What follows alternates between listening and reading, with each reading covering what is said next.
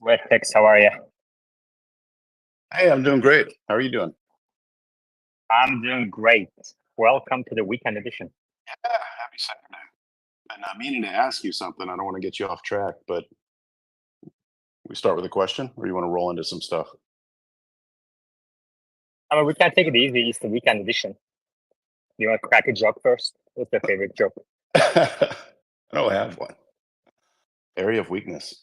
You don't have one? I What? can't. Yeah, I don't know. I'm sure after I hop off, I'll remember quite a few. Well, tell us an interesting fact then. Hmm. You don't have that either? What time is it over there? I know, Are you right? like, did you just wake up or something? I need some caffeine. No, I think I've just run Okay. out of. Yeah, I think I've run out of my Well, coffee caffeine. don't worry about it. I drank enough for both of us today. Thank you. I might have to ask you questions. Okay, go ahead. Well, I do have one actually. I was curious, did you attend the Rivian Spaces about a week and a half ago or so, or a week ago? And if so, how was it? What happened? I did. I mean, there wasn't much to talk about. It's kind of like my only takeaway from that space was that they are a little delusional, honestly.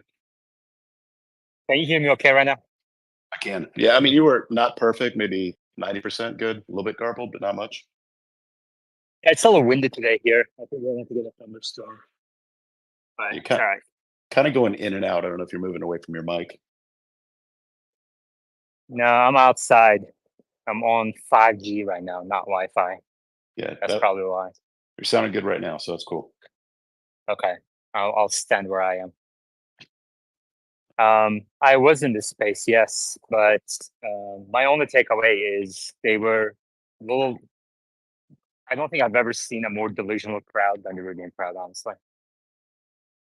I like the company is fine, the products are great, they're good looking, people love the products and everything, but the group is delusional. I wonder if they're kind of like a lot of them are people that didn't get into Tesla, so they thought it was the next Tesla, and they haven't been burnt before, or haven't really figured out the car industry like you might have if you got into these stocks at an earlier time. I don't know. I think about that because Yeah, maybe. I learned a lot of valuable lessons by losing a lot of money in Arcimoto, and which was kind of I got into Tesla before then, and yeah, made some mistakes, but I learned some valuable lessons. Why did you invest in them? I was uh, I was still I would say still a novice investor, and as the market was surging, if you put money into anything electric vehicle at that time, this is in 2020, kind of mid 2020, whether it be charging networks like Blink, or whether it be Arcimoto, or whether it be just about anything. This is right. Nikola seemed obvious to me that it was a scam, but aside from that, everything was like just throw money in it, it grows, right? And that went on for so long that it seemed like it was just a bogus time, if you will, until the financials finally kind of trued up 6 months later. But yeah, I was just kind of throwing money and stuff, trying to figure out this investment thing at the time. What kind of research did you do on Arcimoto? Not too much. I got in a little too fast. I would say that the real lessons were learned I learned a lot from Tesla, and as I started seeing the differences between the very poorly run company, in my opinion, Arcimoto, and Tesla, and just some of the bad financial decisions they were making just over and over and over again, it was just really obvious that um, it was just a bad business decision on my part. But I started investing in Tesla in 2017, and I learned so much. First of all, I learned how much you can learn about a company. I'm such an enthusiast that I've spent like 8 hours a day on average for 5 to 7 days a week. I know it sounds crazy. Since 2017, I'm just so into this stuff, and now I consider myself quite more, considerably more knowledgeable about what you need to look at when you consider an investment. But during the Arcimoto time, it was just, I had a lot of bad decisions ahead of me. Well, so let's kind of do a postmortem then on that decision. What did you So it's a lot of the statements you made so far are kind of general statements, right? So what would have been a red flag going into Archimoto, do you think? That you knew at the time, but you kind of ignored, or you didn't find out the fact until too late, but the fact was available to you before the investment. Yeah, I'll answer that, and I'm gonna tell you the most important thing I learned, probably all of it's important, but I really felt like the owner was virtue signaling. It was more important to him to throw parties for his staff and hire a bunch of people prematurely. It's like he kinda built this fake company, in my opinion. Again, I'm not saying the company wasn't real, but it was kinda like a so many unnecessary business decisions, and, of course, I couldn't see the finances. We don't have access to everything. And this is in kind of the groundswell of excitement for electric vehicles. And so a lot of money was being kind of poured into the company, which created this fog. It was really hard to tell. So an example of that would be Galley, who I'm sure you know. He made a postmortem video about 2 or 3 months ago because he was on a board of Arcimoto. And I learned from him that they were spending $2 million a quarter. So at the time, excuse me, on the marketing team alone, which was crazy. But at the time, I had no idea. Um, I knew they had hired like 20 something people, or at least at one point I heard that, which I thought was insane for a company that hasn't yet launched a product, or really hadn't launched one that they can scale. So a lot of things like that were post-mortem. But I'll tell you the most valuable thing I learned. It seemed to me that the owner of the company didn't go into this designing the product in such a way where they could accomplish positive gross margin from the start. You and I've talked about this before. But that's so important. When you look at Rivian, it's kind of the same thing. They're still not positive gross margin. And I think when I consider future investments, and I probably won't really look too aggressively at the automobile industry, even though I know a lot about it. No matter what it is, no matter what product or even service the company offers, I really want to make sure that gross margin is built into the product and service very quickly. Too many companies they're willing to scale up in an unprofitable way, and I don't think they focus on cash flow enough. And Elon obviously is quite the opposite. And so those are the things that I really have learned from all this is really designing finance, engineering gross margin. And I know that from my own, personal experience in business. But it's interesting to see what is available to you when you're making these decisions on investments up front, and kind of how much, like on all these YouTube videos I saw for Arcimoto, how much of it in hindsight you look back and it's like, what? It just didn't add up. A lot of stuff didn't add up. So, anyways, a little long-winded there, but that's some stuff, some takeaways. Yeah. No, long with is fine. This is the weekend edition. We can be more relaxed, kind of like old style. Um, but I'll tell you what. Let's say, for example, Rivian had negative gross margin for a year or two. Okay. But if they had improved the cost structure of their product, a couple of quarters in, and then turned it into positive gross margin, I guess at that point they would qualify for your revised investment criteria, and then maybe they could have still gone up. But Yeah, that's. yeah, I'm sorry. and they could have Rivian could have been a good company. Like they could have been successful if they had basically did what Tesla did in late 2012. Tesla's Model S had a negative gross margin as it was ramping, but then Elon, came in and turned things around very quickly. And that's what he's doing today. So I think these lessons that people are taking away from Arcimoto or Rivian or others are applicable to analyzing Tesla today. You know, For sure. For sure. yeah. Omar, how are you? Hey, happy 420. Happy 420. Are you high? No, not yet. Yeah, okay. I'm high on life. Um, so we have 12.4 coming out soon, right? Or is it going out to employees already? It looks like there's a 12.3.5 rolling out this weekend. It's in employees' hands right now, and then 12.4 is going to be next. And Elon says it's arguably should be V13, right? Is that what he said? Yeah. I mean, even like these 12.3.3 to 12.3.4 to 12.3.5, you're noticing some pretty big differences. Like 12.3.4 to me feels like 12.3.3 with a lot of the kinks ironed out. And it's able to just do most of my drives without intervention. As a matter of fact, the last time I had to take over was 8 days ago. So it's really starting to get pretty good. You know, the other day I did 5 days in 5 drives, all zero intervention. AI driver, drove around with me for about 45 minutes. We didn't have any takeovers or interventions. There were some kind of strange moments, missed a turn. It kind of went the wrong way and kind of went off the road a little bit, but nothing that was, imminently dangerous. So I kind of just let it go. But, it can just drive around San Francisco for 45 minutes without, requiring any safety critical takeovers at all now. So it's starting to get up there, and I can only imagine 12.3.5 will be even better. But 12.4 is really the big one. Like Elon said, it's almost like a V13 in terms of how much better the driving model is, and the fact that they're adding the ability to reverse, which it never had before, and they're actually going to be adding actually smart summon in there based off the V12 core. So that's going to be huge. And I hear they're actually going to be pairing the spring software update with FSD 12.4 and rolling that out to people. So I guess that means it's going to go out to everybody, right? Everybody in North America, yeah.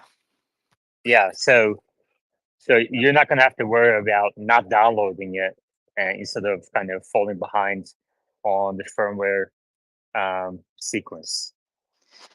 Yeah, all the people on 2024.8 will get updated to that. Yeah, perfect. Because it's based on the 2024.14 or something like that, I think. Gotcha. Where's Hicks and then Dale? Hey, Omar, do you think we're probably a couple weeks out from 12.4 rolling out? And also, if so, do you see us missing kind of the back end of the 30-day window for the people that have this free trial? And how might Tesla handle that? Like, I'm just asking to speculate, but you think they'll extend it a little bit, or or just, hey, too bad you got to start paying the 99, or what are your thoughts on this? Well, the 30-day window isn't over yet. The goal is to have it out before the 30-day window is over. Also, a lot of people haven't even started their free trials yet. So those people are definitely going to get to experience it. So within the next 10 days or so, we should expect a release of 12.4.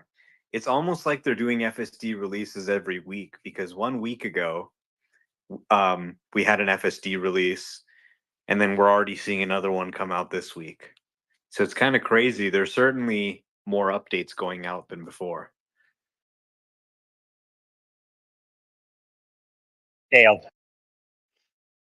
So, Omar, what do you think about if we were to erase FSD from history and everything we know about it, and come into today's market with Tesla FSD where it is right now? My belief is it would absolutely shock the market, spur investment, and everything else. But because of the history, I don't know if it's people are in. I've never seen a disconnect like this before, ever, from where the company's actually at with something this important and where people's minds are at. So what's the difference between, introducing it instantly where nobody knew about it? And I think it would be kind of like a chat GPT thing where a lot of people didn't realize it and it was huge. What's different psychologically, do you think, that, there's a lot of folks not that excited about it? I mean, I think there's a lot of people paying attention. You saw the note Goldman Sachs has put out. You've seen the notes that other investors have put out. People are paying attention to this. I mean, to say if they had just never released it and then released it now for the first time, would it have more of an effect? Is kind of a nonsensical hypothetical, because it required a lot of people using it to get as good as it is today. So obviously we've had sort of ADAS systems for 10 years. We had autopilot first ship in 2014. It's 2024 now, and we have full self-driving. So you've had the same sort of basic functionality for the last 10 years, but obviously it's gone from lane centering to doing entire drives for hours without interventions. So I think people's perception doesn't really matter. There certainly are smart people who are taking notice of what's happening and they understand the significance. Many others don't. But perception isn't really the primary concern. The primary concern is just making it work. Once it works, people will get it right away. Dale, how do you feel about how do you feel about asking nonsensical questions? Yeah, it is kind of a nonsensical question, I guess. But I was just that. I mean, I think there's some truth to what you're saying. You know, that if it wasn't for, and we talked about this before too, and Machine agrees as well. Since he's not here, I can't speak for him. He allowed me to do that. No, he didn't. But he agreed that if it wasn't for the history of 8-9 years of kind of just not progressing as fast as hoped, that people are more skeptical. But the fact is, as Omar said, institutional investors and sell side analysts are definitely taking note. Like they're not affected by such kind of anchoring bias as much as somebody maybe who has paid $6,000, $7,000, $8,000 for FSD years ago, and they still don't really have robotaxi capable car, may be frustrated. They're looking at the numbers. So I guess that's part of it too. Yeah, like so I'm in an area, I'm in Saskatoon, and I don't own a Tesla, but I have a friend that does. And so periodically I get to take a drive. I version 11, when there's that big jump, I went and I thought, oh, it's pretty good. It's robotic and stuff, but it's getting around okay. There were some interventions. When I went on 12,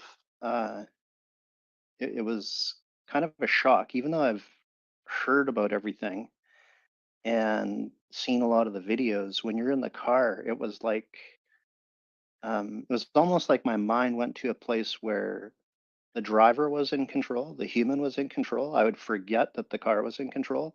And this is from a place where there's hardly any Teslas around.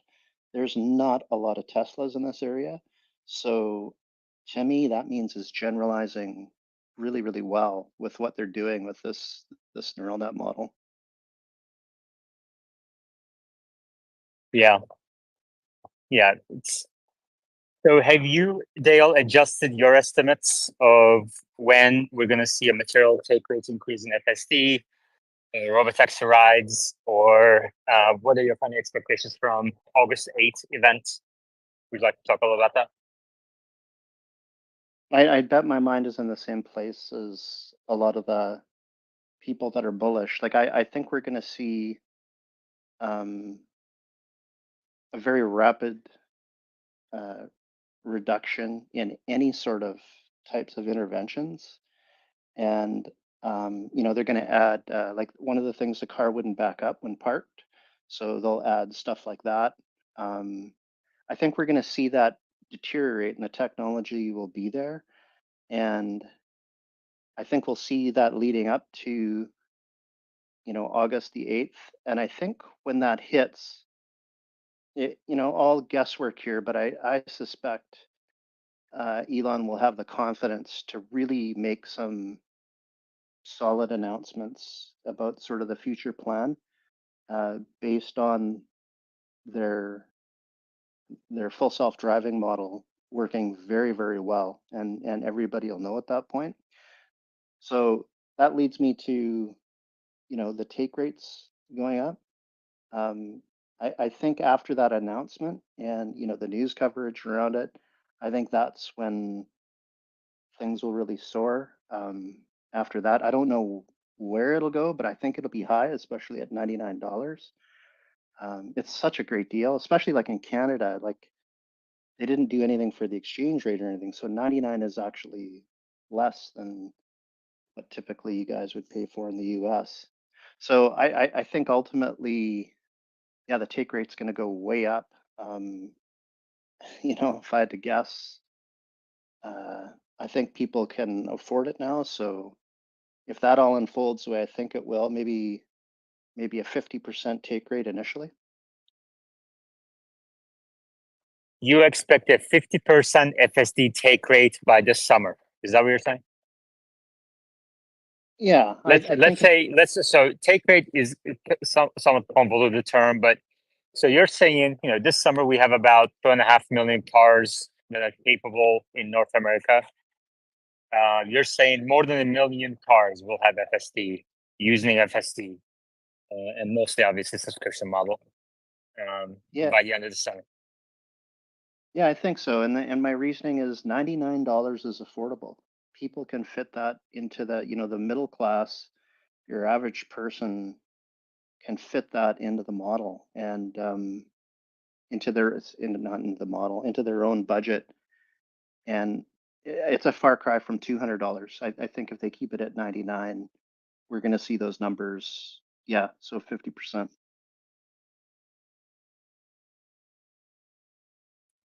All right.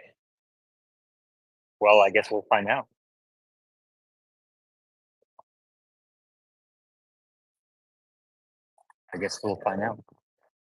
Well, Mar, how was your ride with AI Driver yesterday? I watched most of the video. Was it kind of up to your expectations? What were the differences from your previous drive? Yeah, I mean, like I said, it just works now. It just goes where you ask it to go, and it usually doesn't make too many mistakes. The biggest thing was there was a area where it had to go through the middle, and it kind of went and drove in the bike lane and drove off the road a little bit and then got back on the road. But for the most part, it just did everything we asked it, including some pretty challenging scenarios, just very naturally. It was a bit slow at times, but that could just be because the build is still fairly new.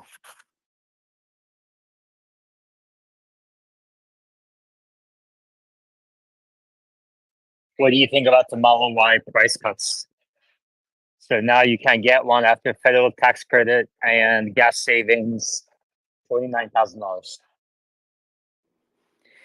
I think Elon is uh, taking more direct responsibility for sales and service. He's not just sort of delegating it out and saying, all right, go try and sell these cars. He's saying, look, something's broken here.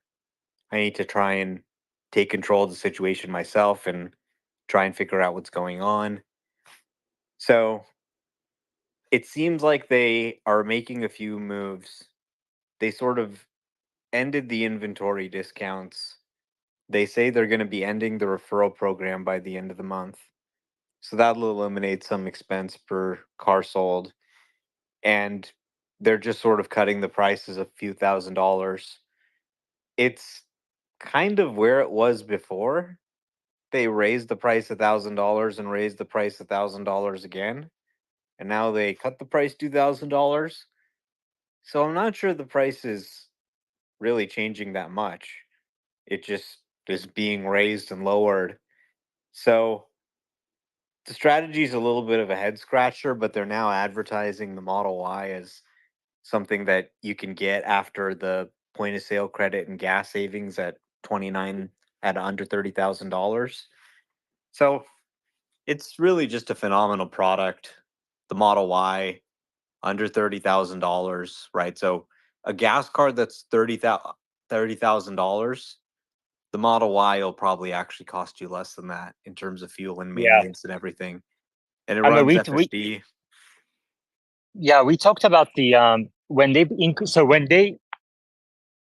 cut prices and said we're going to increase price on April 1st. We talked in the space about it's unlike like they were banking on some seasonality to kick in, but interest rates are still high. Geopolitical concerns have only increased to the extent that people are kind of worrying about it when they see it on the headlines. Those headwinds are still there. So I'm not that surprised, especially in Q1. The inventory discounts were even deeper than these price cuts. I mean, they were discounting inventory 5-10%. And on an average selling price of about $40-something thousand, you're looking at a couple $1,000s anyway. So they basically brought the inventory discounts to the design page. On the Model Ys, that's very similar. Model S and X, however, they are now the lowest prices ever. Model S and X are at the lowest prices ever. So the greatest value. I mean, these are the best products Tesla ever produced, and no quality issues. They're not unique to production or anything of that sort. So, and they're now at the lowest prices. And the Model X is, after federal tax credit, is $70,000, which is incredible. That's an incredible value. Yeah, and it's easier now for the Model X to qualify for the tax credit. Before, you could only get the absolute base model and qualify. Now you could get a different color or some other options and still come in under the limit to get that point of sale credit. So that's pretty important. Exactly. Yeah. Let's get Tesla Pills thoughts first, and then we're going to switch to about Tesla real quick. Tesla Pills. I just wanted to mention the sort of dynamic pricing that Tesla has been doing over the years. When a consumer goes in to buy a Model Y now, they're always wondering, is now the right time to buy? And I think that's one of the reasons why Elon kind of wants to remove the discounting, because as a consumer, when you go in to buy a Tesla, you're always worried that maybe right after I buy, are the prices going to go down? Kind of like what happened in China when the prices went down, and a lot of consumers were pretty pissed off about that. And the other thing about FSD take rates, I personally don't think that 50% of all cars would take on FSD, because I think the consumer sentiment is a little bit different there as well. I think it's more like, hey, I can drive by myself and save $99 versus enthusiasts who are like, hey, I could have a chauffeur for $99 per month. So because of that, some of like the old style of thinking, those consumers, first of all, they like to be in control, and second of all, they want to be saving money rather than having a computer drive for themselves, until they experience it though. I finally got my dad to try out FSD, and when he experienced it in the driver's seat, he loved it. But when he was experiencing it from the passenger seat, his sentiment was completely the opposite. Okay. The one thing to note, I think, about that people miss sometimes with Tesla's pricing adjustments is, with legacy automakers, they adjust prices once, maybe twice a year. But in reality, if you think about it effectively, at dealerships, every time there's a negotiation, that's a price adjustment. That's a price adjustment to balance supply and demand in that region. So Tesla doesn't have, obviously, dealerships, and they don't do region by region, local by local. Instead, Tesla tries to optimize inventory management, just try to predict demand in a given locale and ship the cars there, just in time. And they're not perfect, obviously, but Tesla has the lowest days of supply. So whenever you hear someone criticizing Tesla for adjusting prices too much, just understand that legacy auto adjusts prices millions of times every year, millions of times, every time there's a negotiation at a dealership. All right. With legacy automakers, I feel like they do it quietly. That's one thing. And then when you're in a dealership, they have the salesperson kind of, take down a little bit of money, and so that the consumer still thinks that they're getting a deal without kind of knowing the history. Whereas with Tesla, everything's online, no, and a lot of FUD. I understand the whole perception stuff. Yeah. With legacy automakers, we're going to switch topics in a second. So, but Tesla doesn't play those games. Tesla is very transparent. Tesla.com, everybody gets one price. That's it.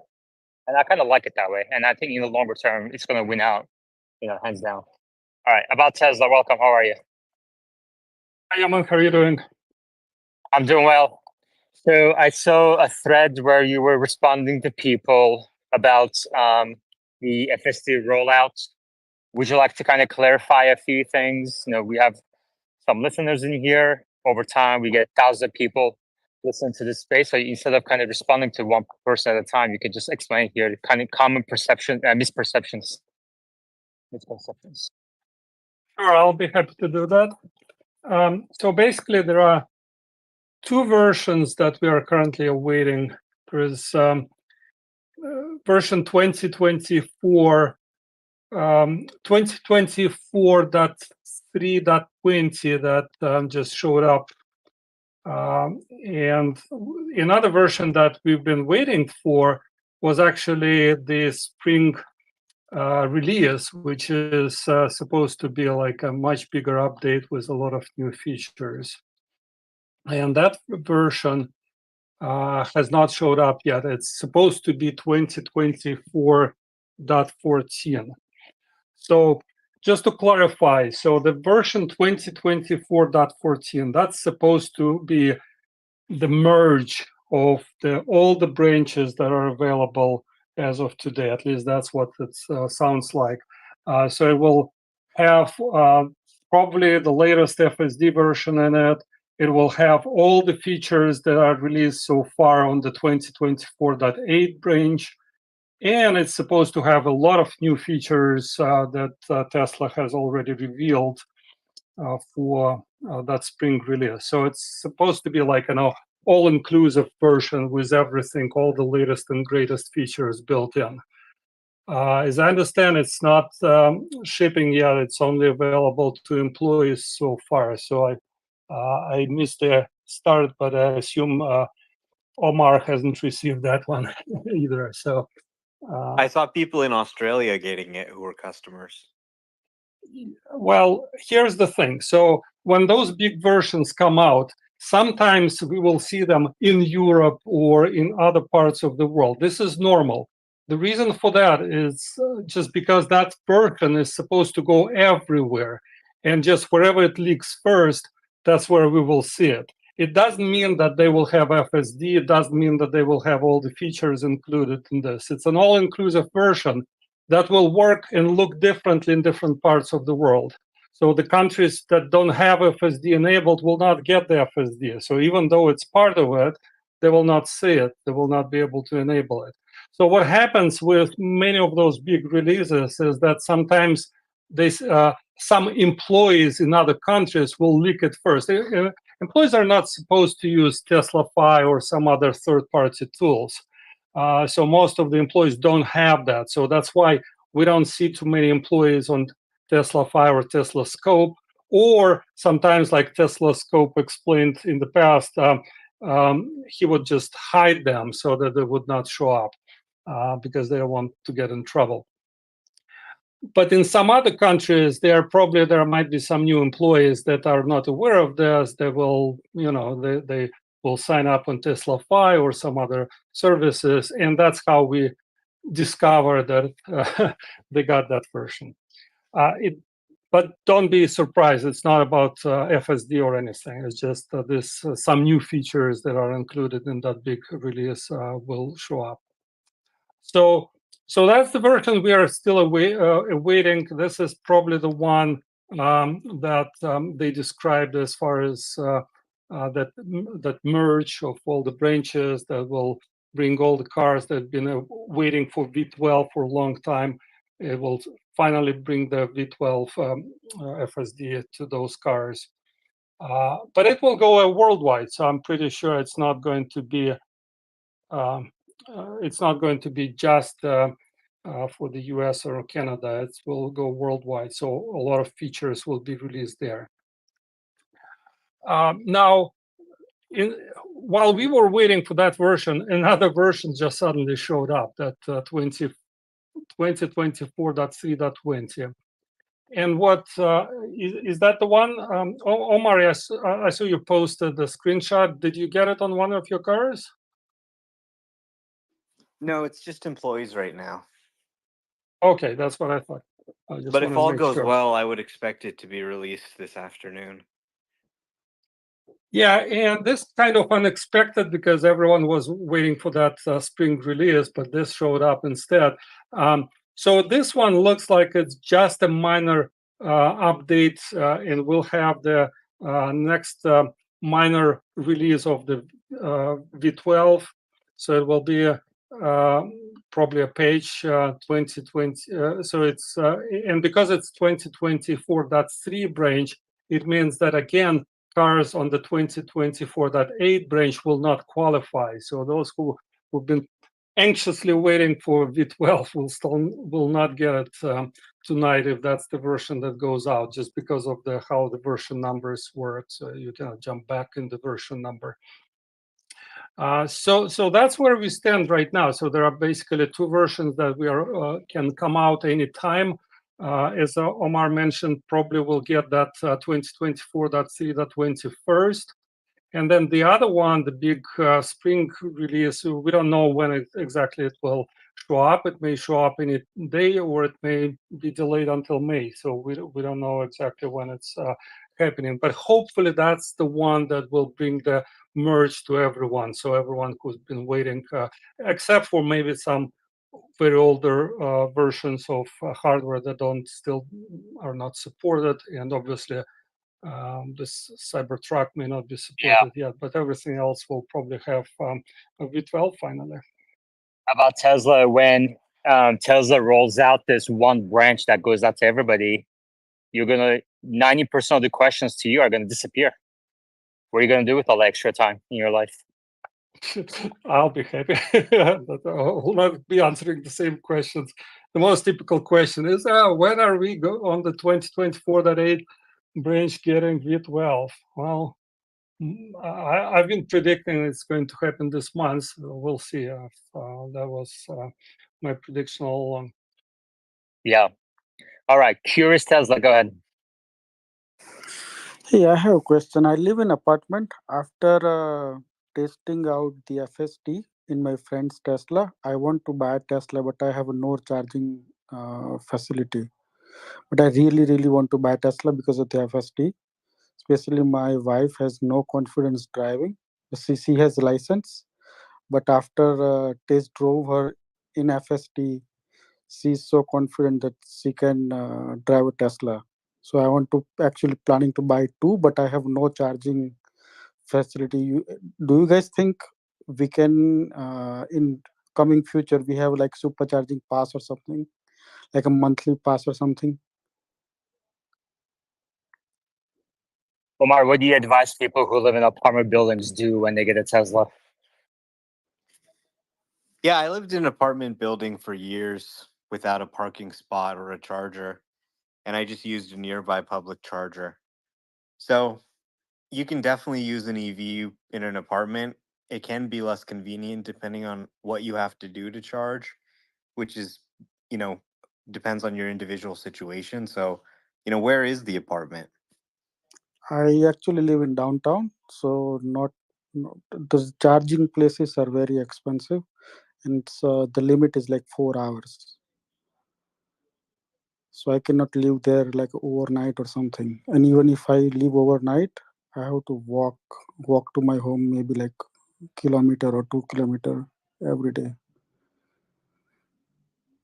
Do they offer like monthly parking or anything like that? Actually, they offer, but the charge rate after 4 hours, they charge like $4 per hour. So let's say if I leave overnight, I would end up paying maybe like 40-50 bucks every night. Well, yeah, that doesn't sound like a normal situation? Are you in California or No, in the I'm East actually in Coast? Canada. Oh, I'm okay. actually in Canada.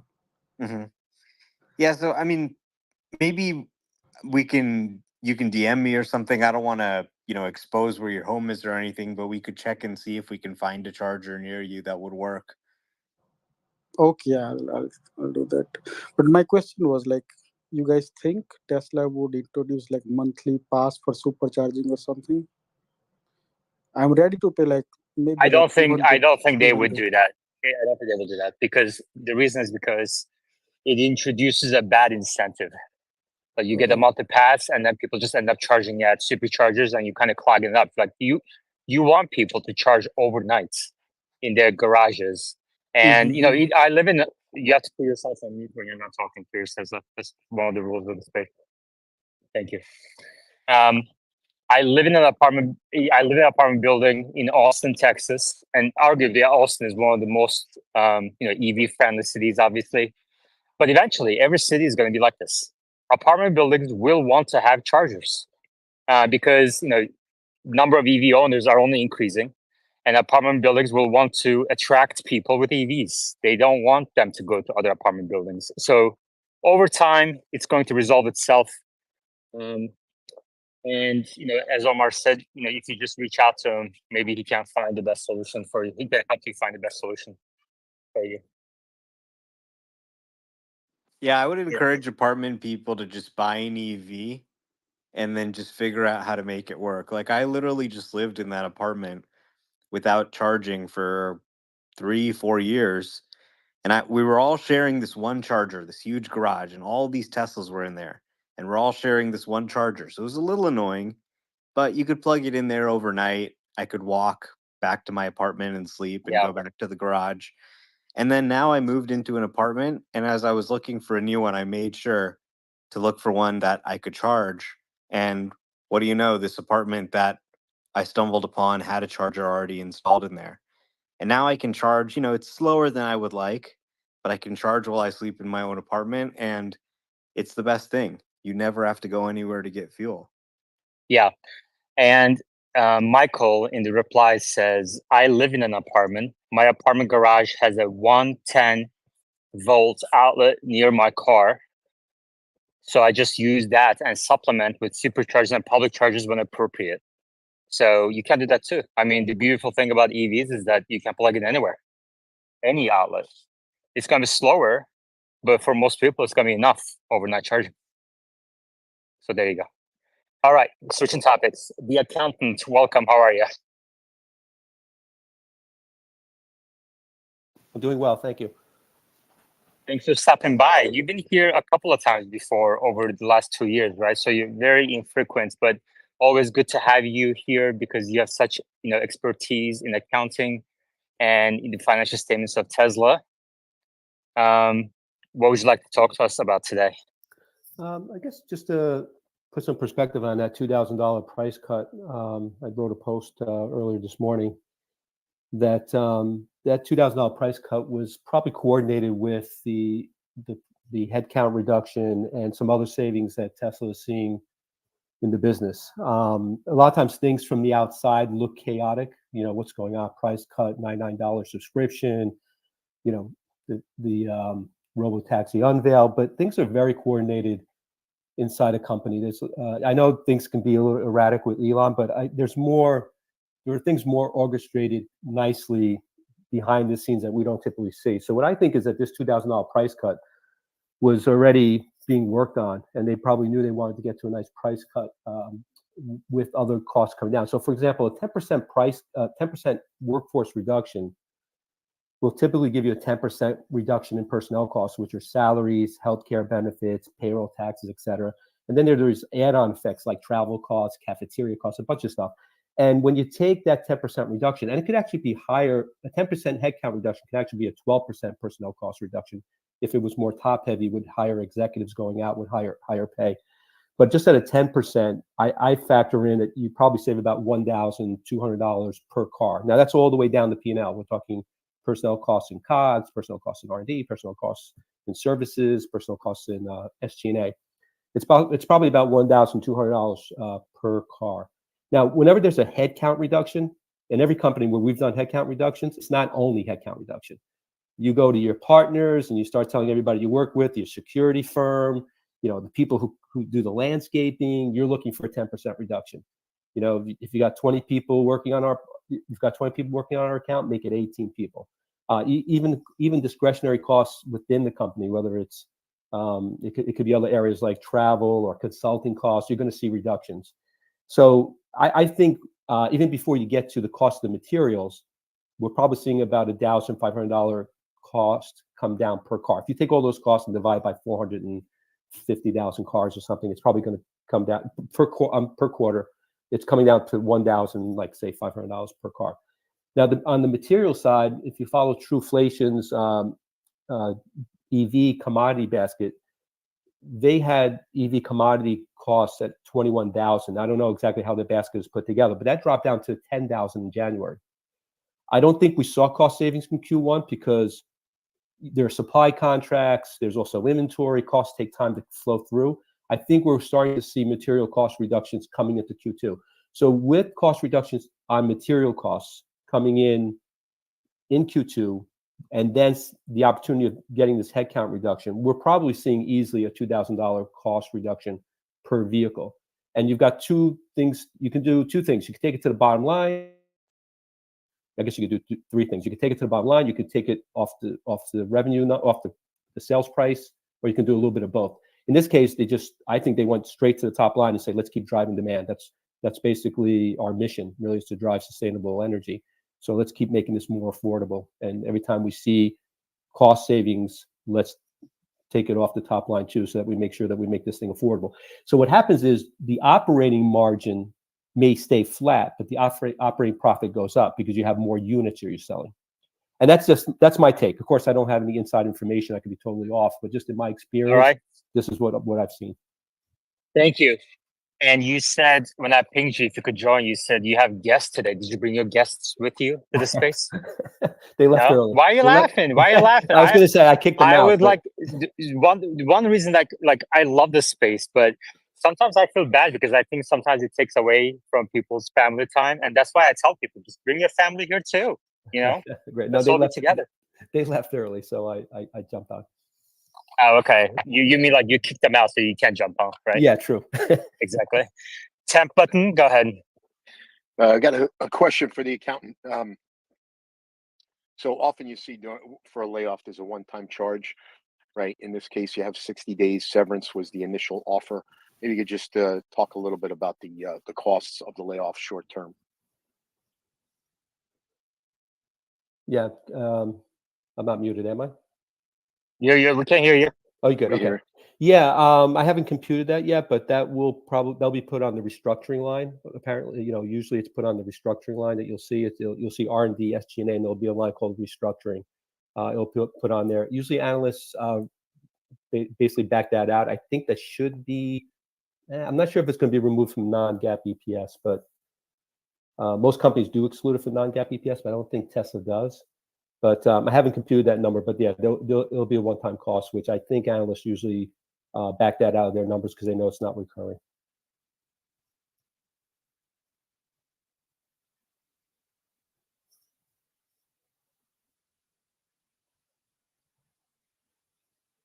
Well, we have a couple of executive departures this time, and they're going to have some options expense treatment too, right?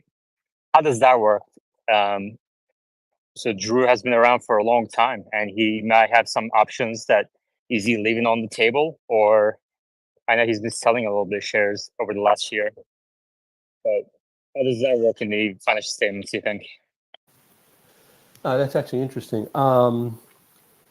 For any options that, and this is, there are many employees with restricted stock and options that have not fully vested. Sometimes they'll vest over 3 years or 4 years. I can't remember what Tesla's is, but if it's not vested, that actually gets reversed to the P&L.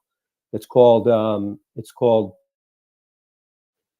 equity compensation reversals. So forfeitures, they're basically forfeited. So if you leave and you've got some stock options or restricted stock that have not yet vested, you'll see a reversal actually come in Q2.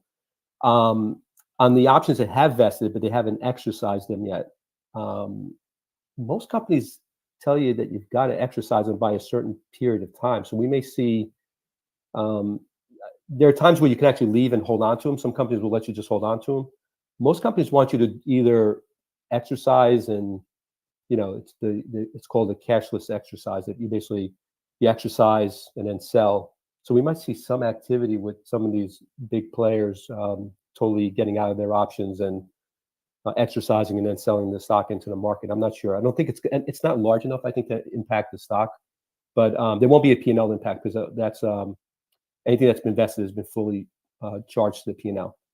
And then and some of the invested ones come back as a forfeiture. Gotcha. Pennington, go ahead. Thank you, accountant.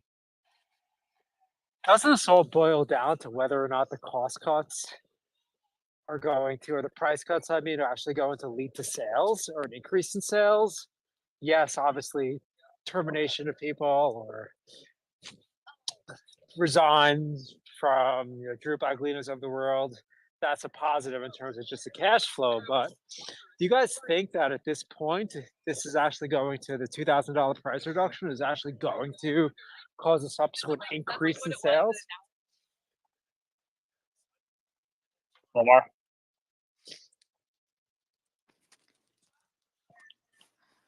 I don't know. I mean, it seems like the sales situation is just tough, but at the same time, they raised the price by $1,000 on March 1st.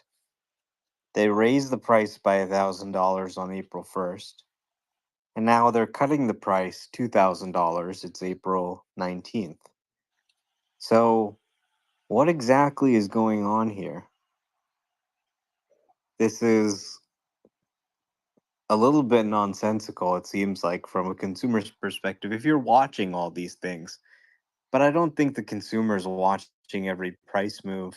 When my uncle bought a Model Y or my roommate bought a Model Y, he just looked at the price, he said that's a good price, and he decided to buy it.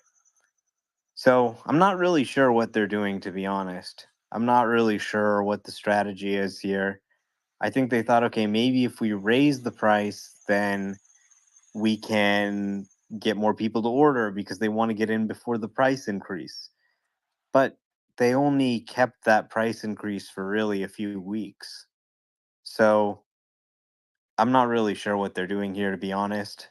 But I'm happy that you can get a really great Tesla for really great price and run FSD on it. That's what I think the most important thing is. And it probably just suggests that sales weren't good. So they said, well, shit, what are we doing raising the price? Let's just put it back to where it was. Yeah. I mean, the difficult part with that question is it's impossible to tell because there's always so many factors acting on demand at all times simultaneously. So obviously, all else equal, lower price likely means higher orders.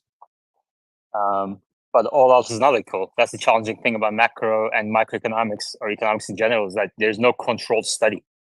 You can't turn back the hands of time and change one variable and replay the world. So I mean, Pennington, I think the way I would kind of describe it is, I think Tesla moved the discounts in the new inventory page to the design page. So I actually don't know how different ASPs are going to be from Q1 to Q2. I guess we'll see. JB Capsule, go ahead. Yeah, I was thinking about what Omar was saying. If you were starting a new car company today and you had the choice of making $2,000 profit on the car or $100 a month, potentially in perpetuity or the life of the car, we'll just say it, I think you would pick the $100 a month all day long and on Sunday. And I think that's what they're doing, is they're leaning in on the strategy of, we're going to get $100 a month from these guys anyways. It really doesn't matter what we sell the car for, other than maybe Gary Black, who's going to freak out. But if we're going to get $100 a month, then it doesn't matter what we sell the car for. That's my logic. I'll opt out after that. Thanks, guys. Do you expect a major uptick in FSD take rates throughout this year, JB? I mean, I have it. I'm using it. I love it, and I think people are going to think like me, and they're going to want to use it. So it's just a matter of getting the word out there just by selling the car, and people just use it Saturday, Sunday, and it's really relaxing to use. It's fun. So I think people are going to do it.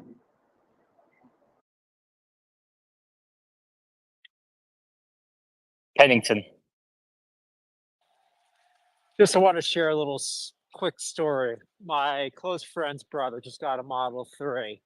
And my friend tells me that the brother says, yeah, I just got this offer from Tesla, $99 for their software.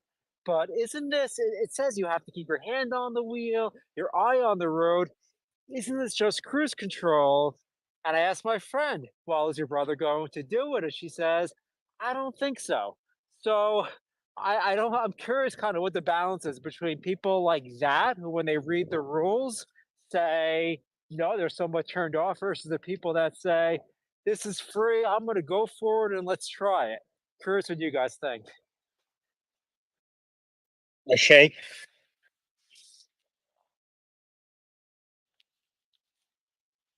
Shay, go ahead.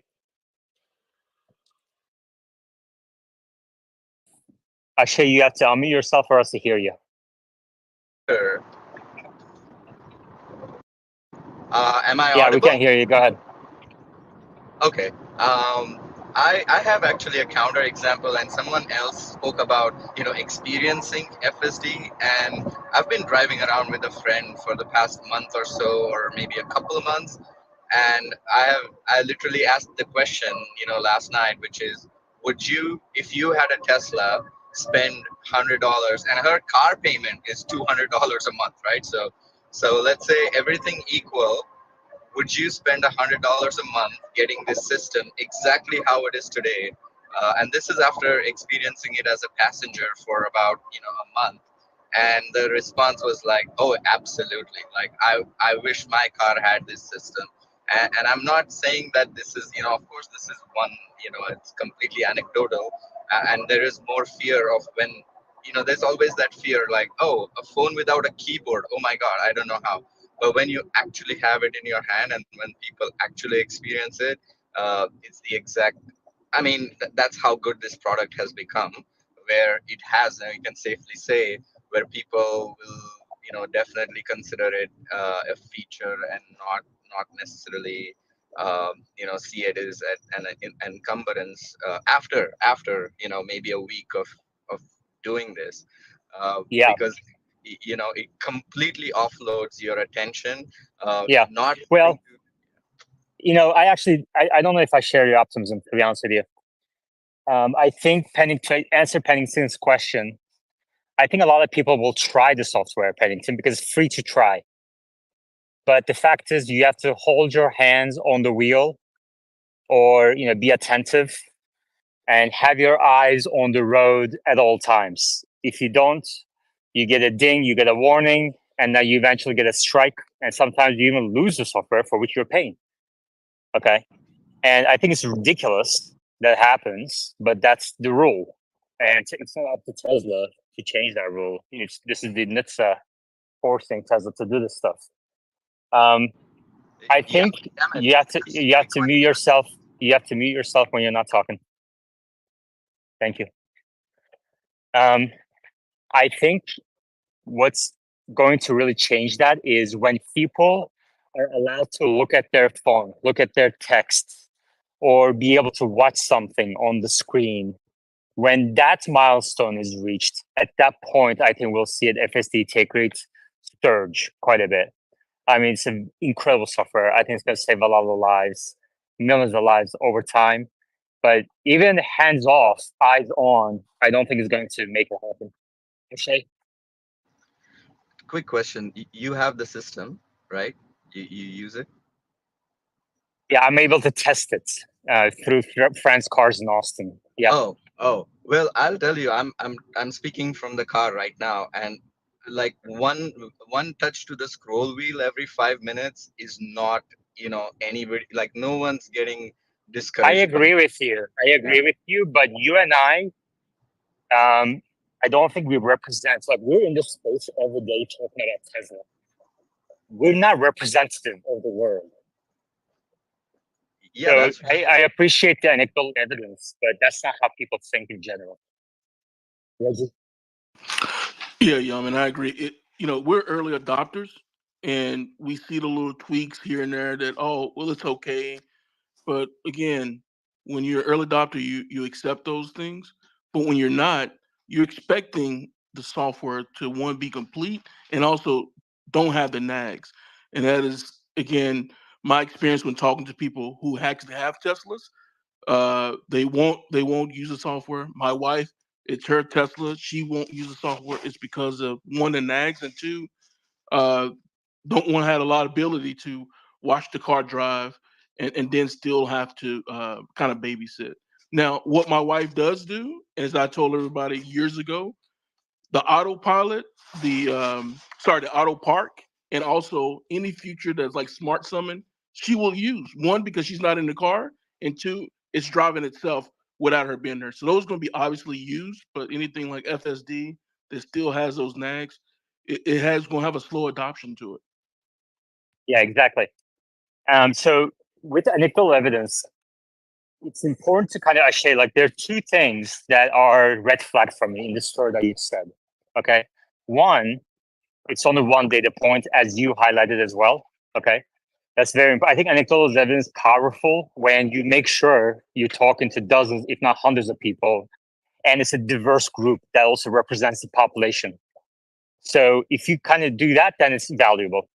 But then the second thing is, the person you spoke with knows that you want the answer to be yes.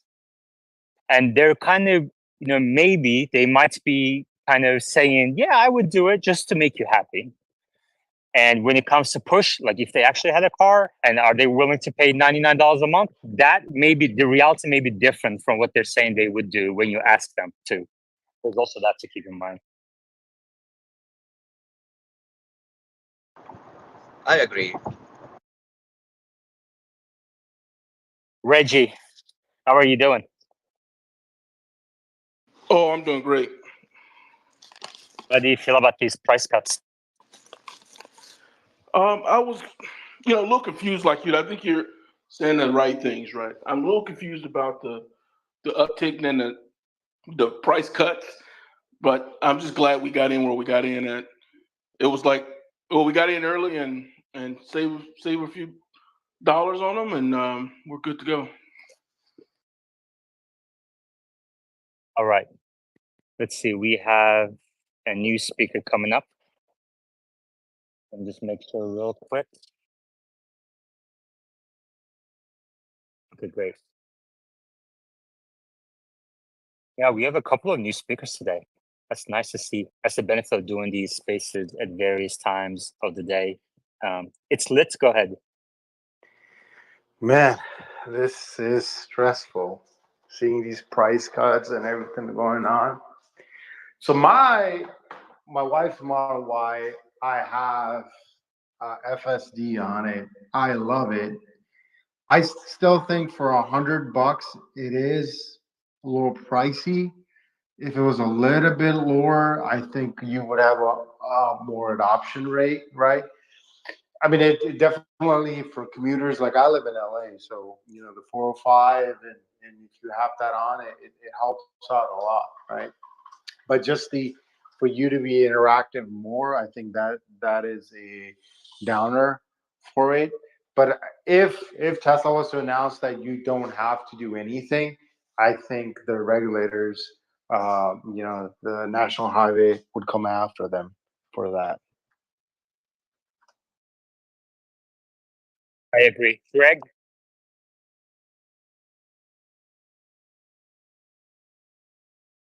Greg, you have to unmute yourself for us to hear you.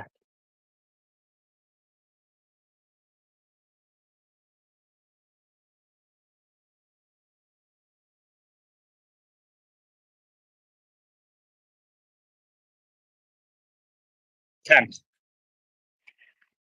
So Yamin, you were saying you don't think the take rate is going to go up much. Do you have a number in your head? You know, we just cut the price in half for FSD, gave everybody a free month.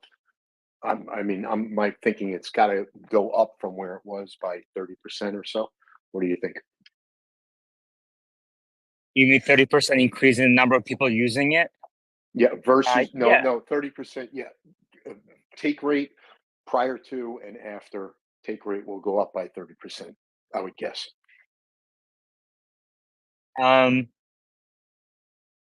I actually agree with Omar. I think we need to kind of get away from using the phrase take rates because it confuses people. Because it can mean two things. Is it 30% of the fleet on the roads today that is, that you're kind of targeting, or is it 30% of new sales? So I think that's very. I think that's very aggressive. Yeah, I'm not saying of new sales. I'm saying if we establish a rate of people who are paying for FSD, I think that rate will increase by 30%. So not total cars. Gotcha. So you're thinking maybe like 600, 700,000 people using it by this summer? Yeah, I agree with that number. I think 600,000 probably is in the ballpark, and then maybe obviously depends on where else they roll it out, right? Like if they roll it out in China, if they roll out in Europe, if the denominator also grows, then the number of people using it will also increase quite a bit. But until they allow you to check, like you read your text, which is what a lot of people do, right, on their phone, or watch a movie as the car drives, or I don't expect Tesla to allow sleeping in the car anytime soon. But until those major milestones are met, I don't expect a material increase. But I don't expect to go to millions of people anytime soon. Greg?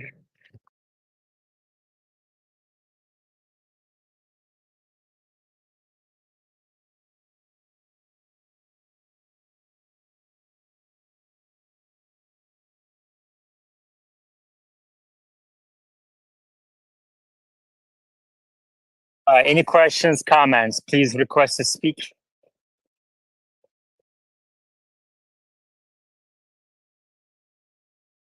Camp, were you here for Elon compensation package discussion yesterday? No, I just came in about 10 minutes here. Okay. Can you see Greg as a speaker? Yeah, I see him as a speaker, but not as he's muted. Now I see him muted.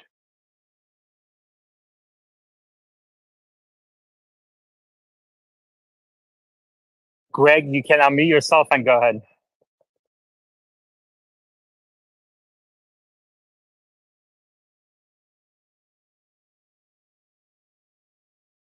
Looks like he's having some issues with connection. Let's see what else we want to talk about.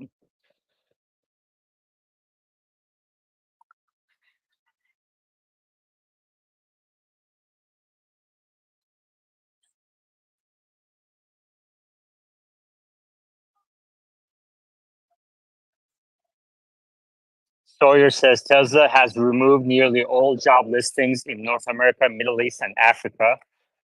Appears job listing count has been reduced by over 80% in Europe. 0 job openings in Canada. Akshay, go ahead.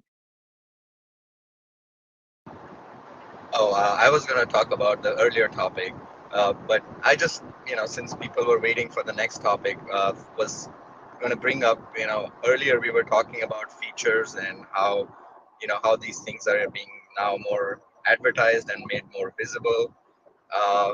Maybe, like we geek out on, neural nets and transformers, maybe there is room for discussions on things like, building brands and telling stories and making connections kind of thing related to products. I don't know what others think. I know we're mainly focused on what the products are and features are and pricing and these sort of very mechanical aspects of the business. But I wonder if there is, some interest in talking about how and Tesla is one of those brands, of course, highest brand loyalty and all that. But as we go from this sort of 10% adoption to mass market on the S curve, maybe there is that aspect that starts to come in when you look at these storied brands like Apple and Nike in the 80s and that sort of thing. And I wonder if people sort of find that interesting at all. Yeah, we can talk about it. I mean, did you have any specific thoughts that you want to present? Maybe on another forum when I have it sort of put together. But I did have a couple of ideas, or not ideas, but thoughts to discuss. But maybe you need to construct it a little bit better, sort of be more informed and technical about it. But yeah, You don't have to be. You can't think out loud. I mean, this is a weekend space. It's very relaxed. You can kind of spitball, brainstorm, especially when there's not much going on anyway on a weekend. Like there's no breaking news or anything like that. So you can think out loud. But hold on one second. Okay. Reggie has his hand up. Reggie, go ahead. Yeah. On that note, right? It's story to tell. They definitely do. They need to advertise. And one of the things is, what's the value proposition to a family or a work from home mother or stay at home mother, I should say? They need to tell that story about how they can get in a car for FSD. I'm less concerned about the highway stack. I'm more because everyone's talking about, well, I'm on a highway. Yes, that's not what FSD is for. It's for the city. What is a city? What's the value proposition for city driving, the car driving on itself on its own when you're, you have kids. So that's the value proposition they need to bring up and advertise for it. Okay, Greg. All right, let's try again. Yeah, no, I'm very excited over what's happened over the last week. As you know, I've been extremely critical of Elon's behavior, but now I really feel like he's going balls to the wall, not just in FSD, but if you notice, out of all the executives that left, I mean, I was a big fan of Drew, but you have to admit he was in charge of 4680. So I really think that they're going to put a massive push to get these 4680 lines up and running. This is going to lower the cost of the vehicle. We get another $5,000 per car, a couple thousand saving on the batteries. We get the $3,000 manufacturing credit. As far as this Robo Taxi stuff is concerned, one thing that I don't think people are realizing is that if Tesla reveals a Robo Taxi, and let's say it goes live in a city like, let's say it goes live in Austin, Texas, I have no interest whatsoever in doing anything with a Robo Taxi. However, when people see a Tesla driving around itself, and then they realize, I don't have any interest in a Robo Taxi or taking like a Uber type of ride. But if this software is driving the car around by itself, and I could get this installed on my car, I don't think people realize how good this supervised level 2 system is. I was driving to work before, and the car suddenly moved to the left side of the lane. It saw a motorcycle coming up behind me. I heard him, but I didn't see him. It actually got out of the way so the motorcycle could drive in between lanes. So this FSD software is incredible. We're in a rough time right now. Sales are low. But as the Cybertruck ramps, it's going to attract a lot of attention. As Elon's tweeting now about $29,000 Model Ys, that's going to gain attention. The simple economics are going to take over, and there's going to be much better days ahead for Tesla. But it's kind of like what I thought. I felt like Elon wasn't focused. He's 100% focused now. He's not going to leave if the shareholder vote doesn't go his way. He just put himself in charge of all sales. That does not sound like a guy that's about to leave. He's never really failed at anything. This guy's land rockets on the ground. So he will get this thing turned around. There will be better days ahead. We got to get through this conference call, but this to me looks like a bottom, and this is where I think you can make a lot of money with Elon completely 100% focused.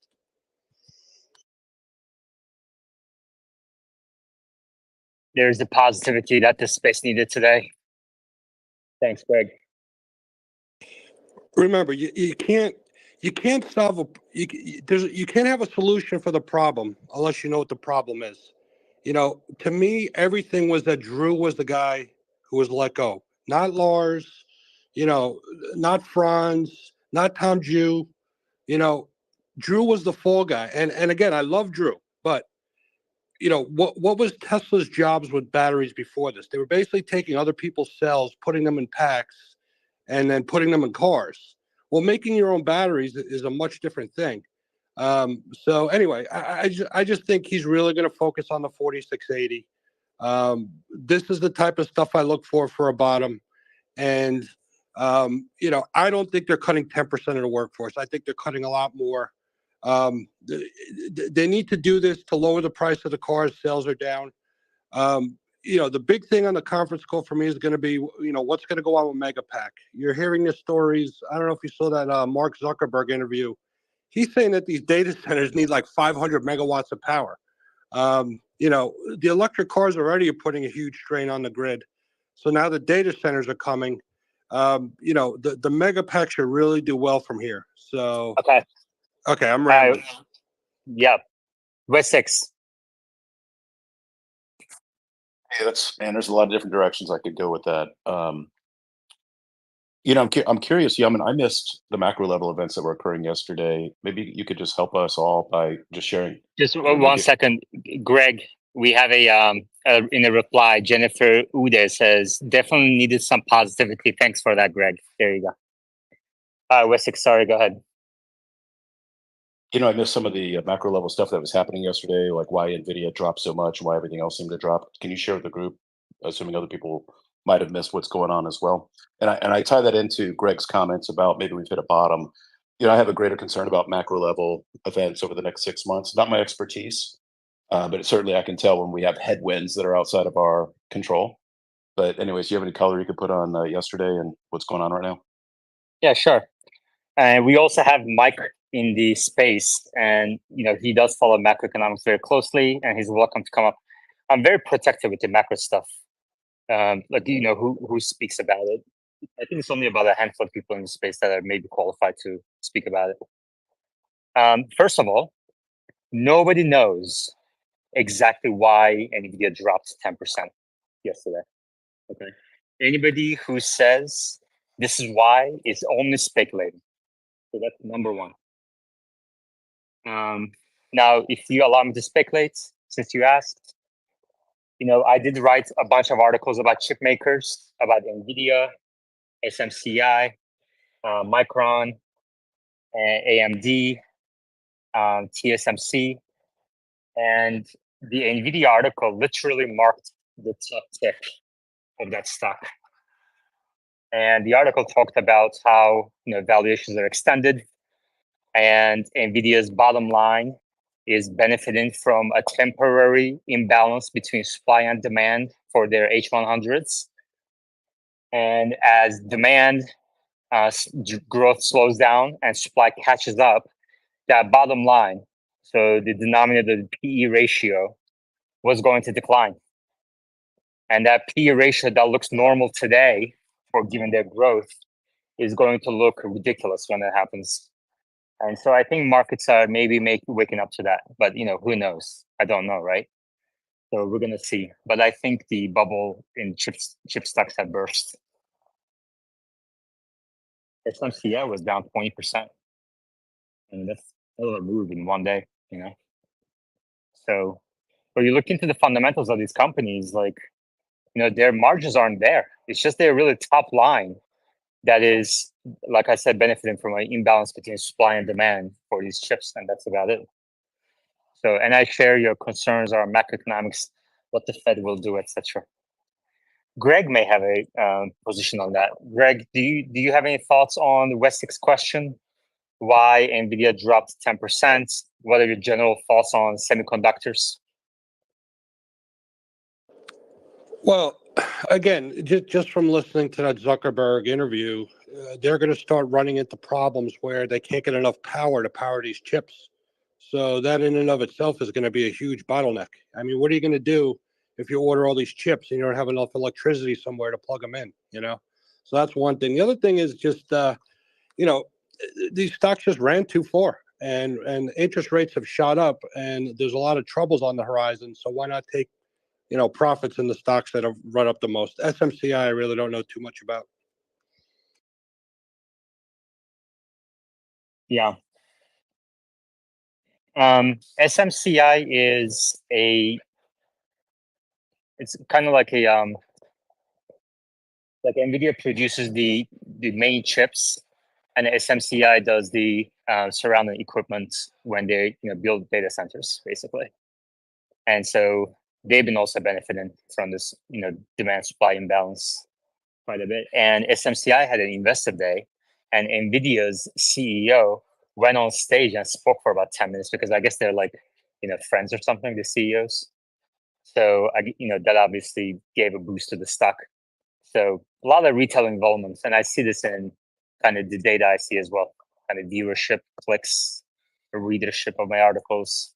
It's ridiculous. The amount of and the comments and the kind of passion in the comments, quality of the comments.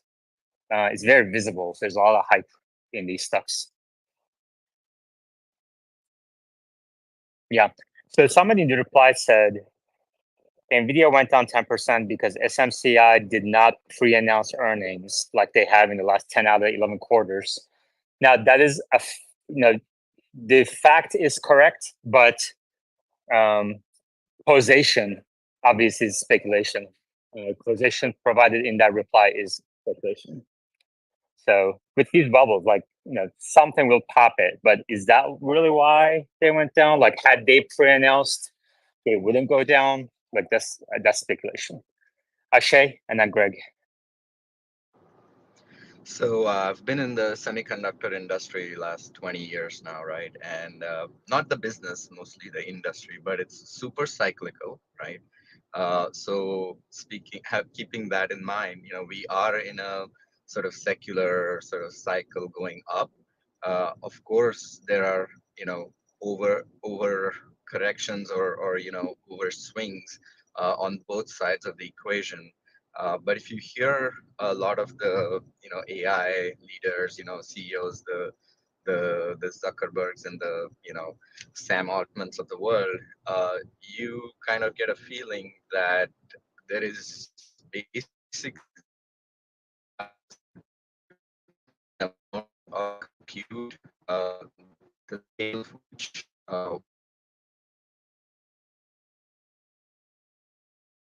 Is Akshay breaking up for you guys too? Okay, Akshay, you have a connection issue. So we're gonna mute you and we're gonna move on. Greg. Yeah, so there was one other very positive piece of news that I don't know if people caught when they said Elon went to the southern end of Texas, the Gigafactory, and he was wondering why this was taking so long to build the South End data center. Now, on a few conference calls, Elon has said, well, we don't know about Dojo. It's a big risk. Maybe it pays off. Maybe it doesn't. He can't say a lot on these conference calls because NVIDIA's listening too. If they say, oh, we got this big Dojo project about to launch, maybe he's last in line for the H100 chips at that point. But now we know, or, has been reported that a lot of that southern end of Texas is going to be a huge Dojo data center. I mean, that's massive news. Nobody's really picked up on that if this is true. Have you heard that too, Yaman? Yeah, I have. Yeah, but why does it matter where Dojo is located to the stock? Well, because on a few conference calls, Elon was kind of wondering if it was even worth doing Dojo because the NVIDIA chips work so well. So they were kind of using that as a backup plan, or they were trying to, do it as they go to see if it was viable. Now it's obviously viable. Yeah.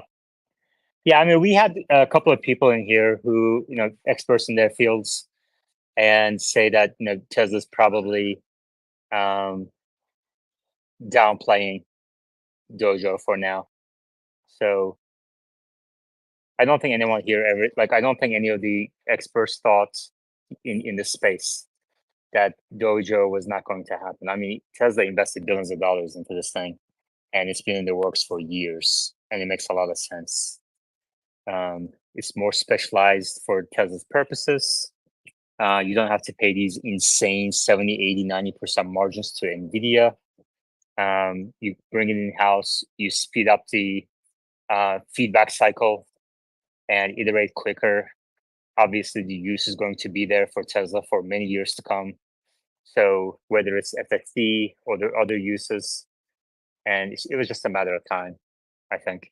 So it's happening now, but will the market wake up to it? I don't know. I mean, I guess we'll see. And let's also see, like, does it translate to actual improvements in the, let's say, the pace of improvement for FSD? That's TBD, right? I think a lot of people are looking at the pace of the dot releases and then jump into a conclusion that it necessarily means pace of improvement FSD is increasing. And I just don't think, we don't see that in the data at this point. Okay. Grant? Yeah, I was just kind of listening to the talk around the semiconductors. I think it's definitely interesting stuff. Not an expert on the space.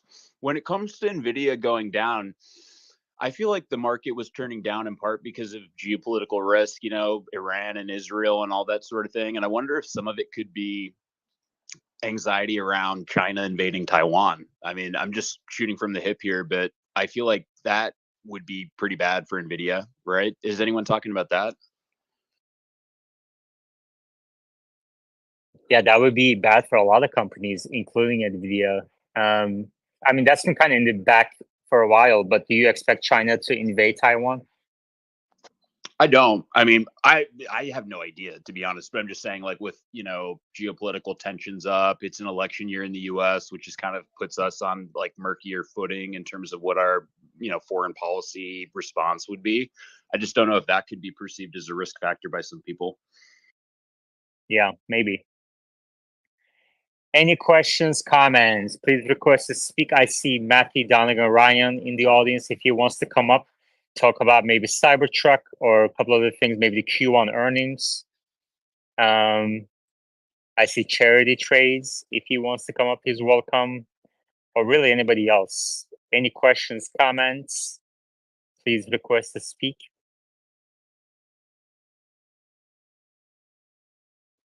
Grant, now that you had a night to kind of sleep over, do you still think it's going to be a close call for Elon's compensation vote? I think that if the stock price continues to drag, there's a chance that it won't pass. I think that on the earnings call this week, he's going to probably do more to say that, the next gen platform will produce a Model 2 with a steering wheel or something along those lines. If he takes a hard and fast stance that the next new model that rolls off of Tesla's factory lines is going to be a Robo Taxi, I think there's a bigger chance than people think that it won't happen. All right, Temp. Yaman, have you had any insight from anyone in the space or yourself as to exactly what areas the layoffs are in? I mean, I'm assuming it's mostly production floor people. I mean, the only other one I know is Superchargers had, quite a bit of layoffs, maybe some production folks. There's also rumors coming out of Giga Shanghai that they're going to have some layoffs, or they're having some layoffs or production downtime. So, what other areas? I haven't heard of any on kind of FSD type of like AI area. So I think that's in line with what, the shift in companies' direction a little bit. They're focusing more on FSD, Optimus, Robo Taxis. So it makes sense. And I think that maybe people are getting a little bit, I think people are overestimating the impact of these layoffs on the stock price. So, like, if the stock price was going up, you wouldn't be seeing people talking about the layoffs this much or focused on it this much. Magic Shack.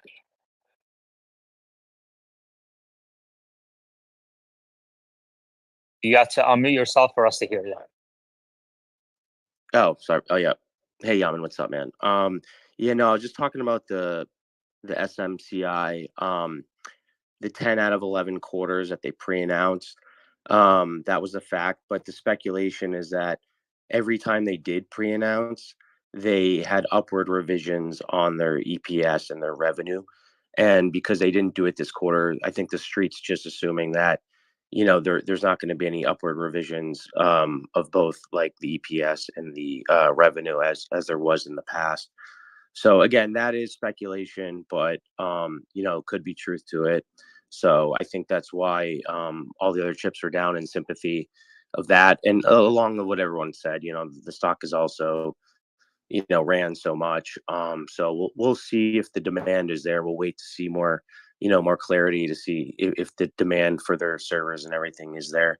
But as it pertains to Tesla, it's like, I think Elon and people are realizing it's like this, the auto business is so cyclical, and obviously we're in a trough now, and it's good that Tesla has these other irons in the fire, because you're realizing how important the Robo Taxi is, and the Optimus is, because these are the things that are going to keep the valuation afloat when when we're not selling as many cars. So yeah, and I think as Elon's saying, it's an AI business, it's an AI company, it's a robotics company, because I think he knows long term auto business is it's a tough one, and it's I don't know. So I think we're realizing how important these projects are, and we'll see where it goes. And like when people are talking about Dojo, I mean, that's exciting too. That gets me excited about the future for it. So I do think there's going to be more progress on Optimus than we thought is going on. And cutting, I think he's realizing we have to preserve that $30 billion of cash. So he's making cuts, hopefully to avoid a capital raise. So hopefully there's not another secondary. I don't know. Some people think secondary could be okay, but I'm hoping the cuts will avoid that, and we can keep, efficiently working on these other projects. Okay, so even if there were no cuts, and even if Tesla honestly just hired 15,000 people and told them not to work at all, there would not be any need for capital raise. Tesla has $30 billion on the balance sheets and no debts. Okay, so this whole secondary capital raise idea is ridiculous, I think. Yeah, I mean, with the factories in India coming on, and then trying to build mega packs in China, I mean, it's 30 billion can, it's not like it's nothing, but and it's not like it's going to go super quick, but there will be intensive capital spending for sure coming in these projects. And then if we're if someone mentioned EPS is flat, it's not. I don't necessarily. I'm with you on thinking that we don't need it. Dude, Tesla is making $1 billion every quarter right now. Okay, in a very challenging environment. So the bottom line is still positive. $30 billion of cash. That's also making half of it is making about 5% per year on interest. There is no need, and I don't know if you've actually looked into the economics of a gigafactory, but the first year is like let's say they announced a giga in India today, which they haven't. Okay, let's say they announced it today. The capital expenditure, or most of the capital expenditure, doesn't come into the play until year 3 after announcement, because it really depends on the equipment that's put into the building. There's no cost to putting up walls. All right. There's no cost to prepping land, and there's no cost to making an announcement. It's the equipment that's put in place, and that money is paid to the supplier when they deliver the equipment. So we're talking year 3. So even if they announce the Giga India today, you're not going to see material capex associated with Giga India on the cash flow statement or the income statement until at a minimum end of 2026. This also goes for Mexico. So I highly encourage people to actually read the financial statements. Grant? That's good to know. Yeah, don't know if I fully agree, but like I would be curious what results in Q1 would make you nervous about the cash position and the outlook. I know that they said they're going to spend billions on NVIDIA GPUs this year, which is, something of an outlay. I think that the Q1 results are going to be challenging. Inventory is going to be up. It wouldn't be crazy if they burn cash in Q1. It just, I don't think they need to do a secondary either, to be clear, but what would make you nervous in the results? In terms of capital raise, first of all, let me ask you, you started with, I don't know if I fully agree. So what part do you not disagree with? I think that the outlook for the company is uncertain, just in terms of whether or not. Okay, but that's not what I talked about. I talked about gigafactory economics, cash flow needs, the capex being needed on a year 3 after an announcement. Do you disagree with that? The point I'm making is that you are viewing it as a complete certainty that they might not want to bring some additional capital into the business. I'm saying that they might. It kind of depends on their risk tolerance, their forecast, all of those things. Okay, but you do agree with the gigafactory economics. Year 1, announcement. Year 2, putting up the walls and the land and everything. Year 3 is when you install the equipment. You agree with all that then? Yeah, I think. And then also with let's say Giga Shanghai, for example, the phase 1 of Giga Shanghai cost Tesla only a few $100 million, like $500 million to $1 billion. So it's not like billions of dollars. That only comes out like over 5-10 years. So $30 billion of cash on hand, $1 billion a quarter. Like they can't possibly spend that money, even if they wanted to. You're saying $1 billion of free cash flow a quarter? Earnings right now. Free cash flow is going to be volatile, but over time, it's going to approximate the earnings. I'm talking GAAP earnings. But that's not really the best proxy, right? I mean, like they're probably. No, I disagree. I think it is the best proxy. Free cash flow comes into play. Like quarterly free cash flow comes into play when you talk like a Rivian situation, where you can generate maybe less negative earnings on a GAAP basis with this and that depreciation methods or stock-based compensation and everything. But if you only have cash for a couple of quarters, then quarterly free cash flow analysis matters.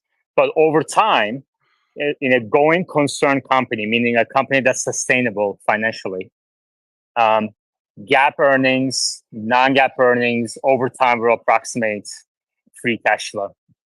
Yeah, I agree with that, just in terms of the volatility of free cash flow. But I mean, this quarter, they're probably going to have, I would guess, a bulk of their EPS accounted for by deferred revenue recognition from FSD. That's like non-cash.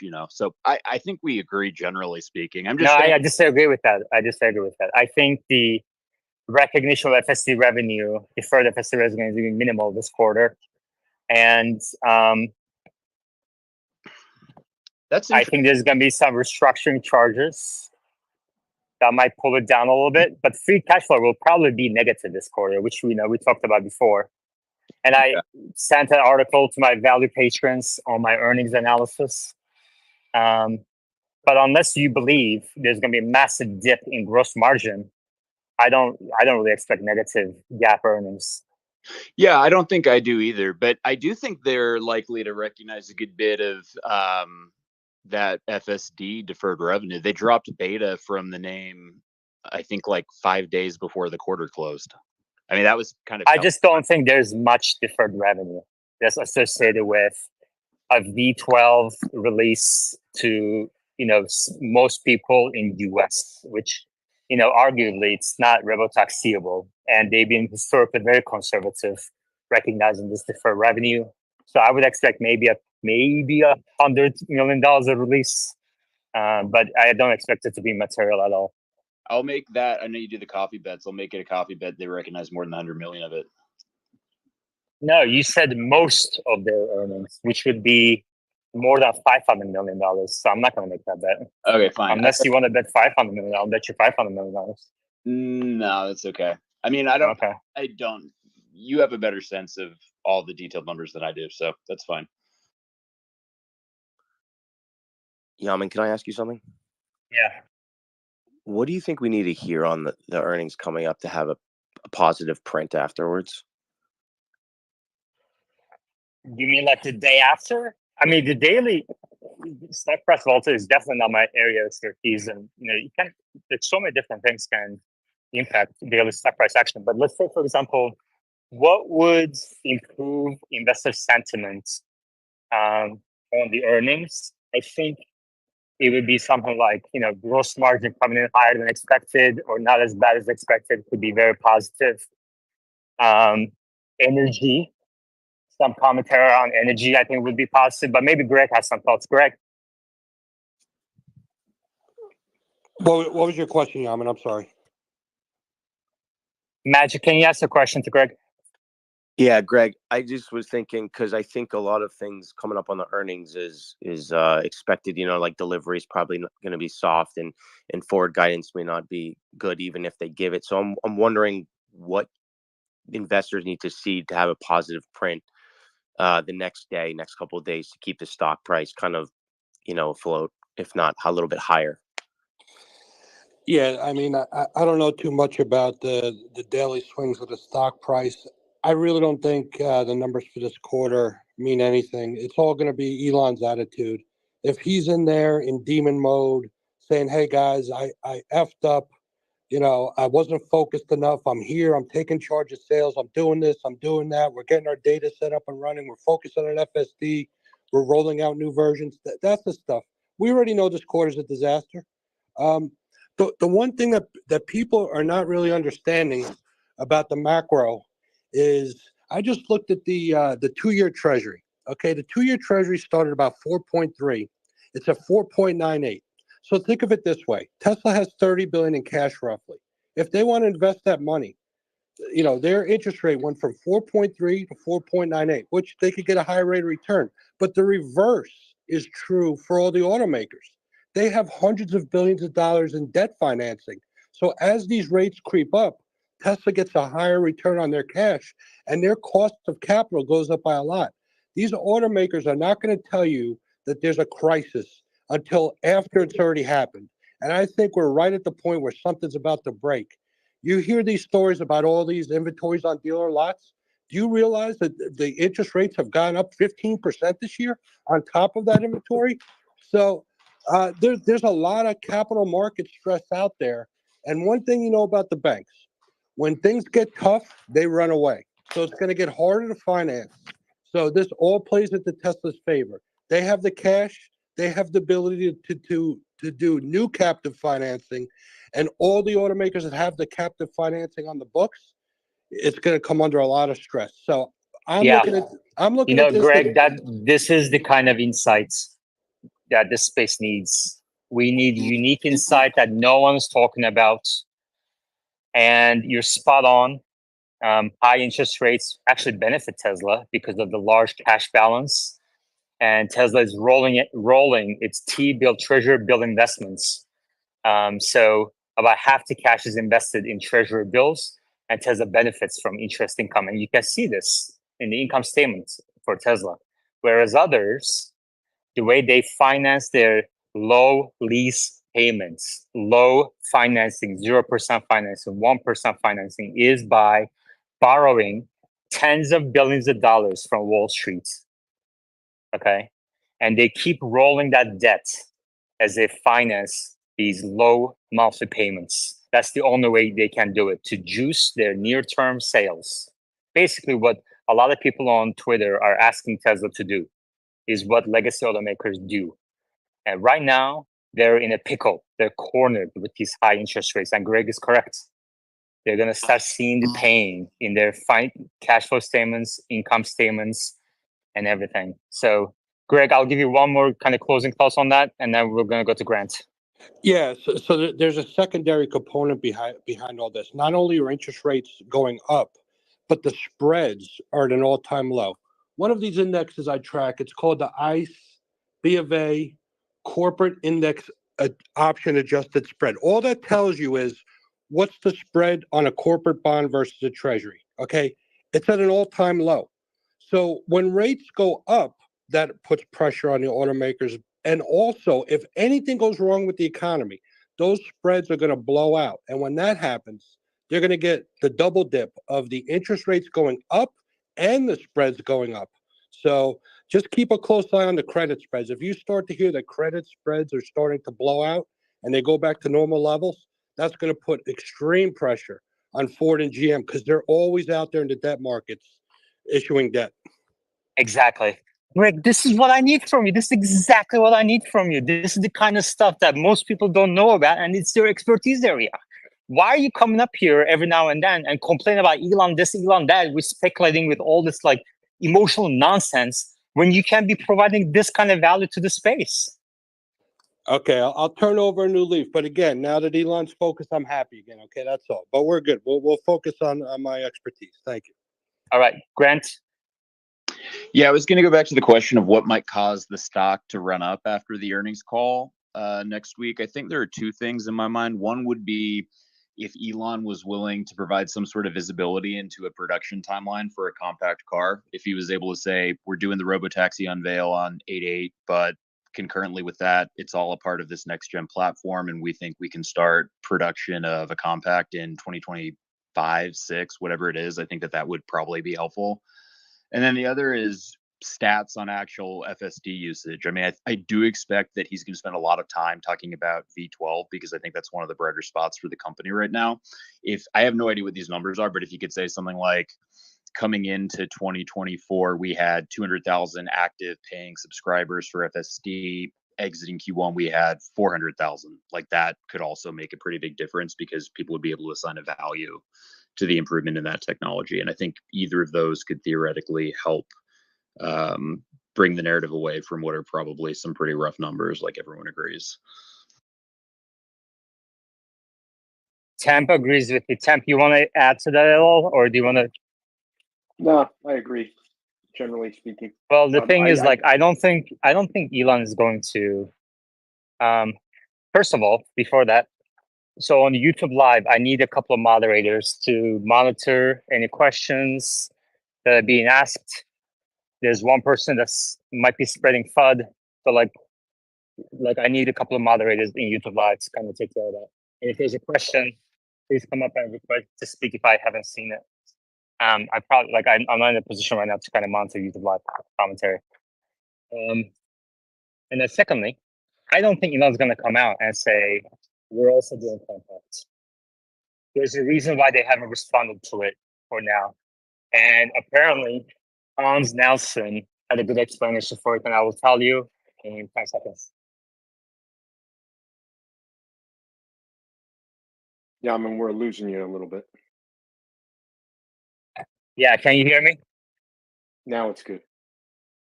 Yeah, so Hans Nelson proposed that the reason maybe Tesla is not talking about the compact car is because they don't want to cannibalize Model 3 sales or Model Y sales.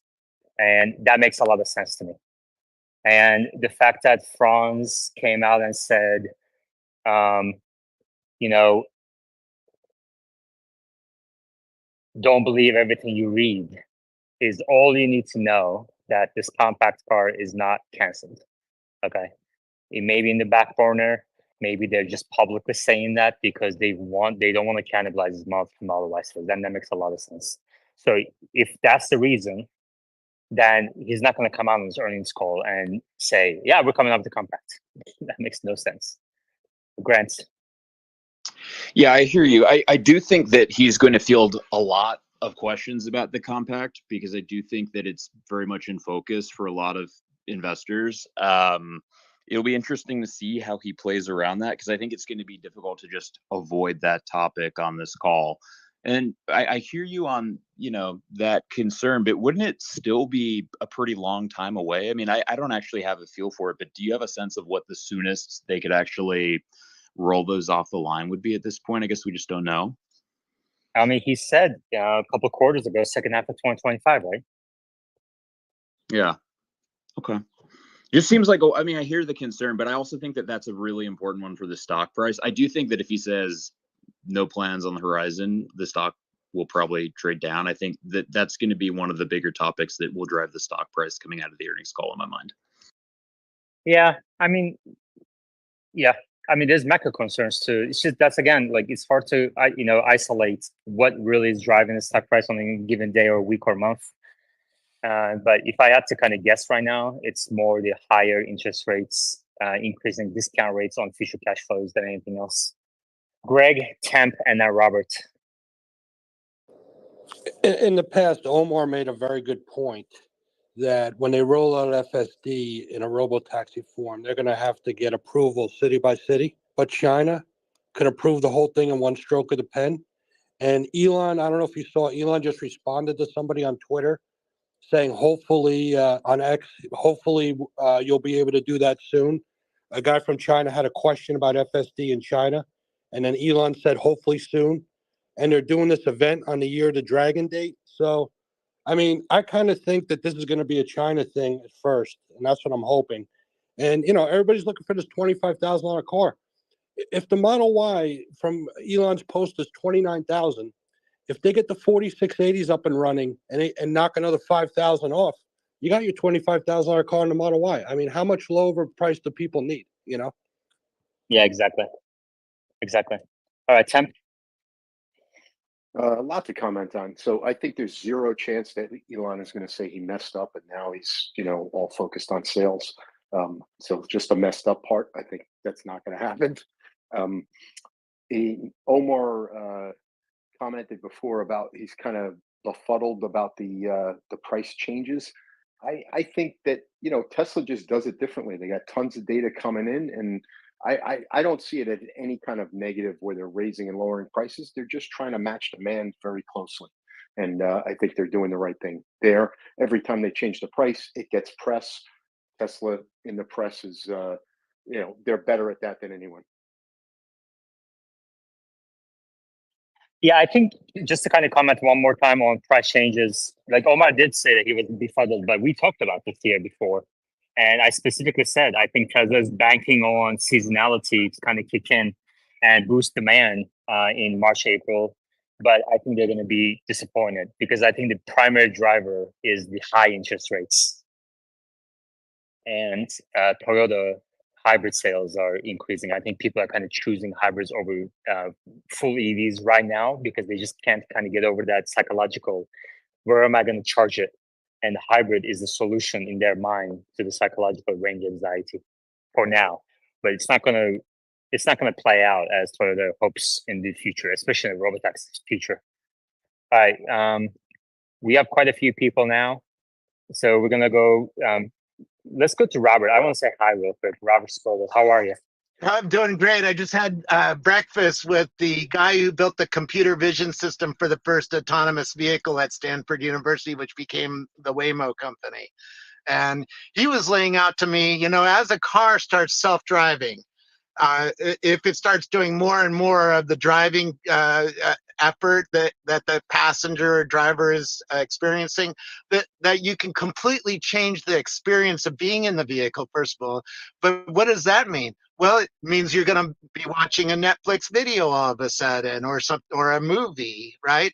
A movie costs $25 on my home screen. So now am I paying Tesla to watch a movie on my Tesla screen while the Tesla is self-driving? Who gets the revenue from that? Who shows the profit for that? He says that there's a way that the auto industry is already figuring out that there's a lot of profit that is going to come from selling services into the vehicle, experiential services to do various things, and we can go into that for hours, but that there's a lot of profit, more profit in this new world coming at us per vehicle sale than the auto industry is making today on let's say, selling a Toyota RAV4 to you.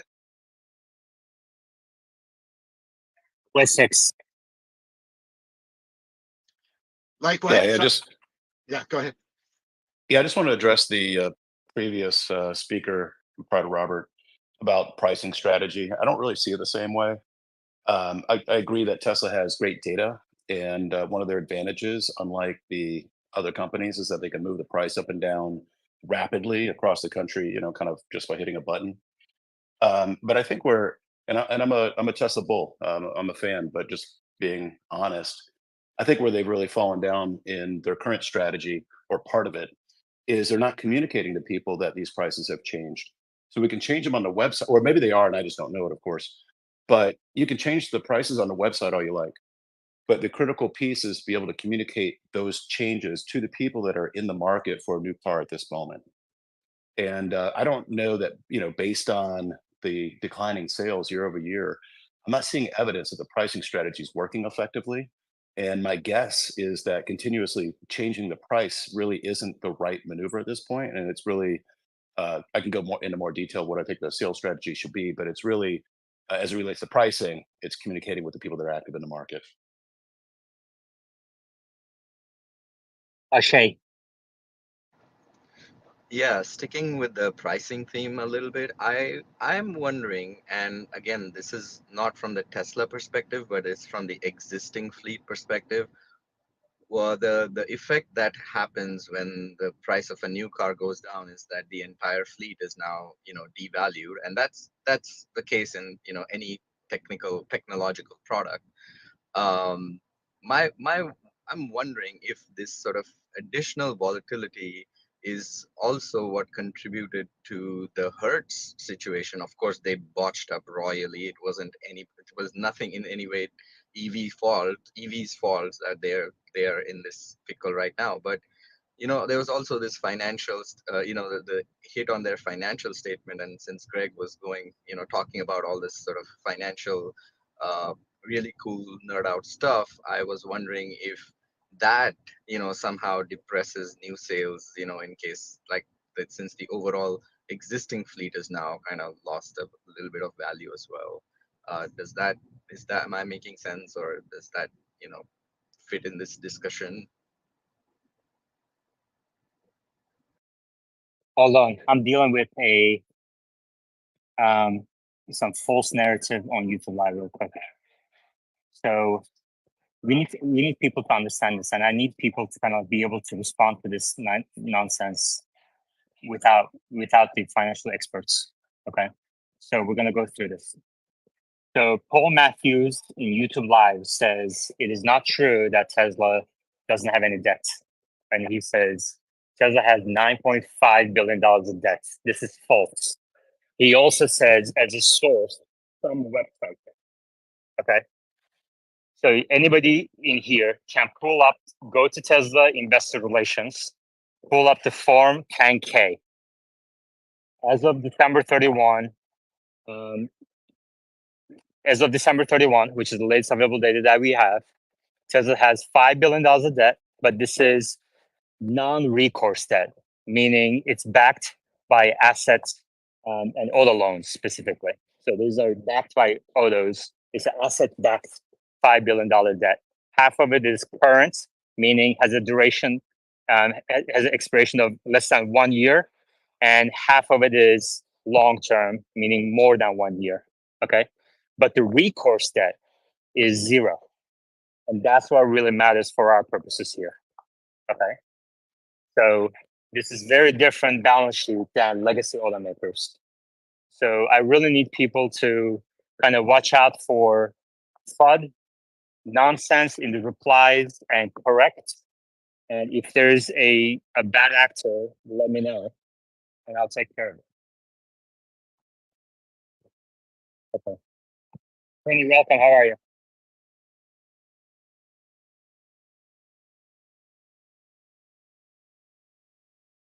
Penny? Sorry, I'm multitasking right now. I missed whatever you asked me. That's okay.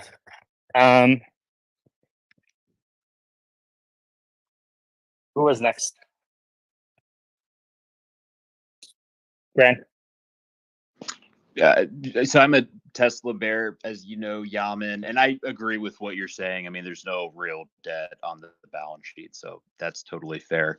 It does make me go back to the question of cash and the overall financial position. And one thing that I've heard in the past that I do not know, to be clear, is that a lot of the cash sits in China, so it's not necessarily able to be repatriated without significant penalties or issues around that. Is that something anyone knows anything about?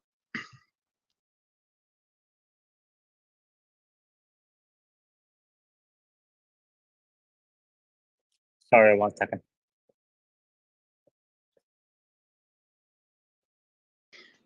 Just for reference, I did pull up the 10K because I was looking when we were speaking earlier, and there's 16 billion that's, in cash. This is as of December 31st, a little under 13 in short-term investments. It looks like they're obviously getting interest on the short-term investments, but I'm just not clear exactly.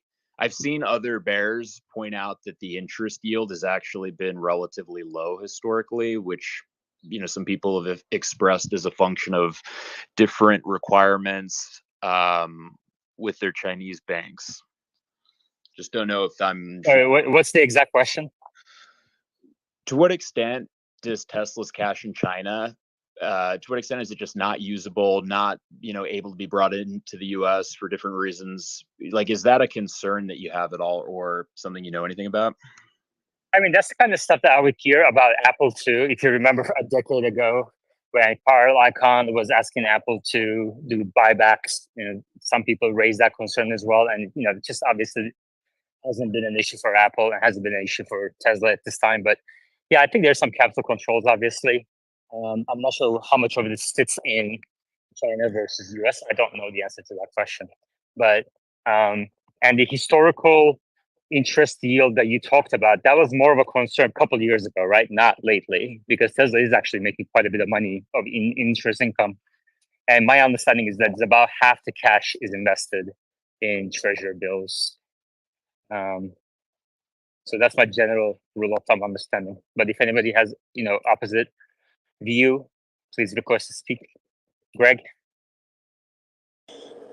Yeah, I'm certainly not an expert in this area, but for argument's sake, like you said, Yaman, Apple had a lot of, they called it trap capital, where they had all this money overseas and they couldn't bring it back because if they brought it back, they'd have to get a one-time tax hit. So if that's the case with Tesla, that money could be brought back at any time. They just have to pay tax on it. But what they could do, I would imagine, is when the money sits in China, then they just buy whatever China's version of a CD is. I don't know what the rules are there, but if they could buy U.S. treasuries in a China account there, it's basically the same thing. It just stays there. Perfect. Very good. Thank you.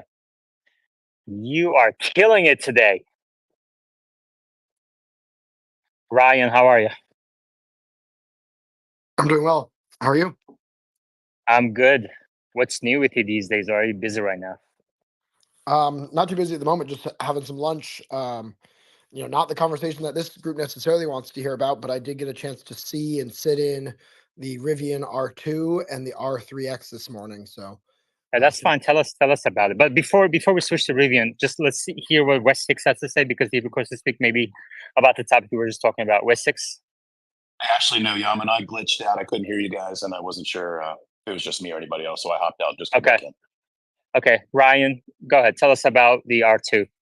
Yeah, so obviously, a couple weeks ago, maybe months ago now, Rivian unveiled the R2, surprised with the R3 and R3X, the more like off-roady version of it. And yeah, they're impressive vehicles. They are slightly different in height, slightly different in wheelbase, but both they consider to be their mid-size platform. And yeah, I'm particularly excited about them just because I think, generally speaking, at least, well, maybe I should speak for myself. I enjoy boxy SUVs more than like the Model X. While I have a Model X, I prefer vehicles like what I grew up with, which is the LX 470. So, very fortunate to have that growing up, and that's kind of what I look for. So I love the R1S, but it is fairly expensive, and that's kind of their flagship. It's meant to be. But I think it's exciting to see they're coming out with a 5-seat version.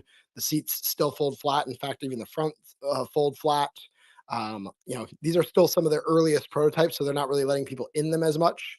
But I swung by on Thursday and asked them, hey, is there any chance I could see the scroll wheel function? And so I showed up early this morning to see them for a second time, and they actually let me ride in the R2 prototype, as well as mess with the haptics. The steering wheel haptics are very impressive.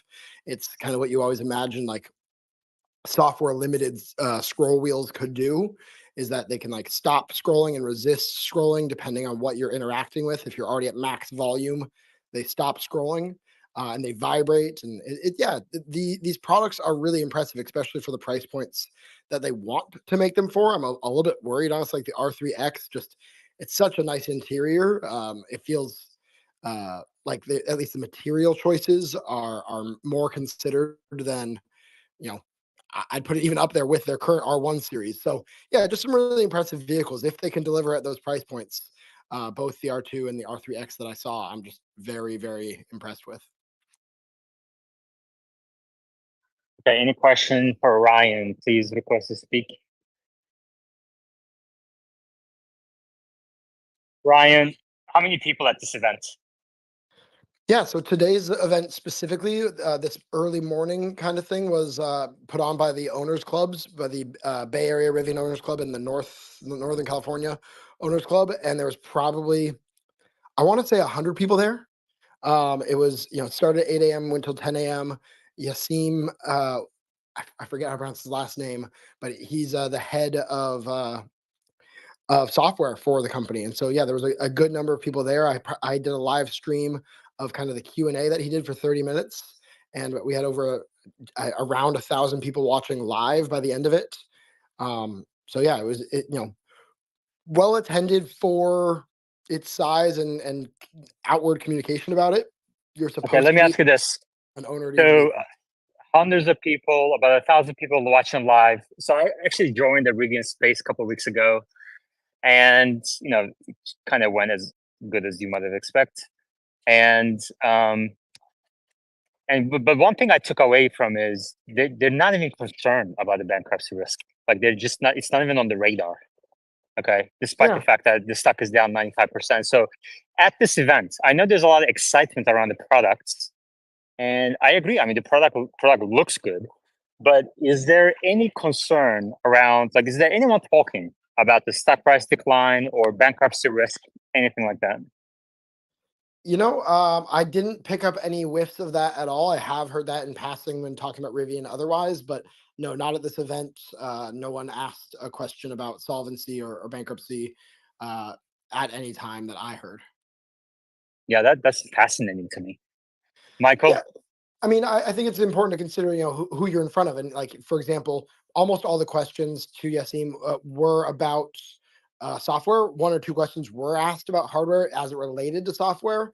But, those questions are maybe more CEO or CFO questions. So if anything, other than the fact that I think these people there, again, this is like an owner's event meant to stoke excitement for their existing cars, upcoming software updates, and future vehicles. So I get that, like, obviously in order to get there, you need funds, but I think there's just a general, like, we are excited about these vehicles. And in order to get to that place, yes, we have to sell the existing vehicles. There were test drives for the existing vehicles there, and people were taking them. And so in my mind, that's kind of how you address that in appropriately, is you don't ask the head of software, do you think the company will be around in a couple of years? You focus on what are you building, what value are you providing to customers that will eventually get you there in a few years. Okay, Michael. Yeah, I had a question for the previous speaker because I saw a tweet from someone, or sorry, a post from someone talking about how the Rivian R1S is outselling the Model X 2-1. And I was like, that can't be right. So then I looked up the data and I was looking at it, and it's not quite 2-1, but the R1S is outselling the Model X. And I'm curious what people think as to why. Is it because of this boxy thing that previous speaker mentioned? I'm sorry, I don't know the name. Yeah. So just briefly, my opinion on that, I have a Model X 7-seater. I've driven now a Rivian R1S. In my opinion, the Rivian feels more luxurious. The rear seats, especially that third row, you've got more space. There's a lot of reasons to really enjoy the Rivian R1S. Oh, I guess I should also mention charging. You technically have access to more fast chargers than you do with a Tesla. Oh, that's actually only true with Cybertruck. I'm thinking with the CCS adapter versus the NACS. I mean, there's one simple reason, right, Michael? It's the Model Y. If you want a Tesla SUV, you have two options. If you want a Rivian SUV, you have one option. That's the only reason. That's also fairly true as well. Yeah, that I would, if you consider, I consider the Model Y a little bit more of a crossover, but yes, the Model Y does eat up a lot of that market share if you're looking at the Tesla SUV. Yeah. I mean, before the Model Y, Tesla was selling lots of Model X's. And the fact is, like you're saying, R1S feels more luxurious. Tesla can make the Model X more luxurious by changing into like, it's not that they can't do something our Rivian is doing. It's just that they don't want to because they want to survive. Yeah, I was just getting at why customers might buy one or the other. Yeah, Penny.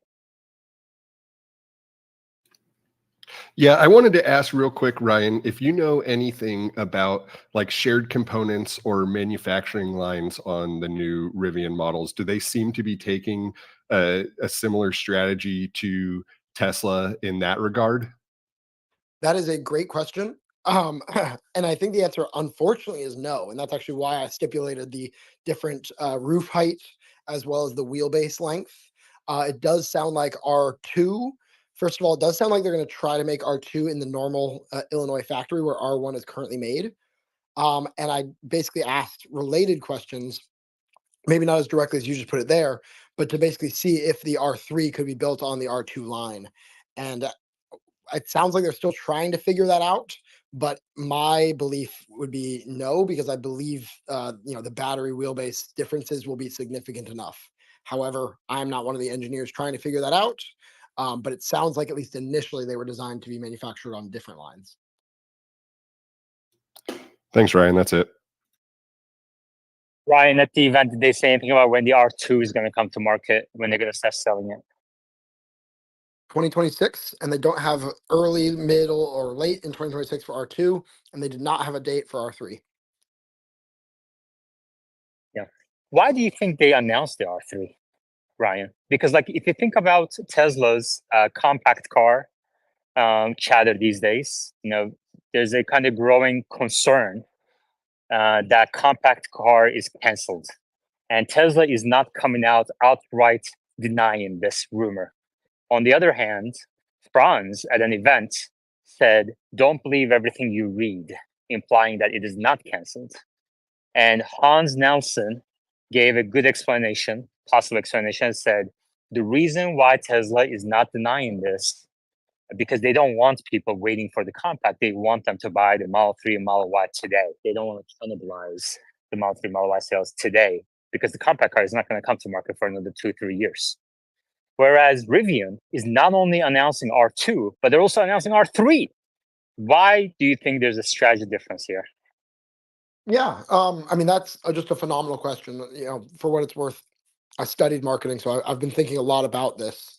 My belief is that, honestly, it's just from a size of company standpoint. When people look at Tesla, they already kind of know Tesla, like just generally speaking, if you're buying a new car, especially if you're considering an electric car, Tesla is Kleenex. It's the brand name when it comes to EVs. So you're going to kind of start your consideration there.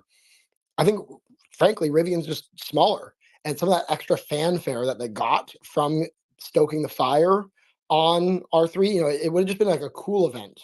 But frankly, R2 is exciting because it's just a smaller R1S. At least that's my opinion on it.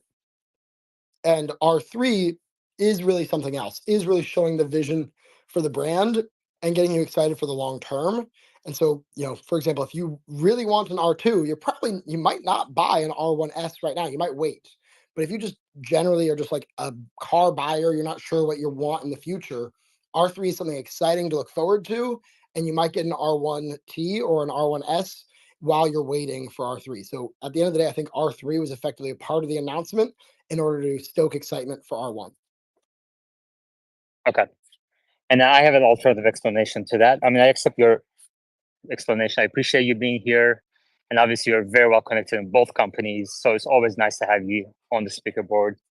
And you have a lot of experience with Pluro, have your own business and everything. So, and you're a good communicator too. So it's always good to have you. But I have a different explanation for this. I think Rivian has to raise capital to survive. They have to raise capital. And that's why they're kind of showing this R2, R3 prototype and everything. And they're not necessarily focused on not cannibalizing current product. They just need to raise capital. Whereas Tesla is more focused on the near term, the fundamentals of the company, the sales, the actual sales. I would go as far as to say is we just said the same thing in different ways. I suggested the way that they might raise capital was by selling R1s. And if they don't sell a ton of R1s, or even if they do, they will probably have to raise capital. So yes, I would generally agree that is, of the ethos of why they did it. VT Internet Design. Go ahead. Hey, how's it going? I just had a couple of questions because, I've been kind of looking for a car.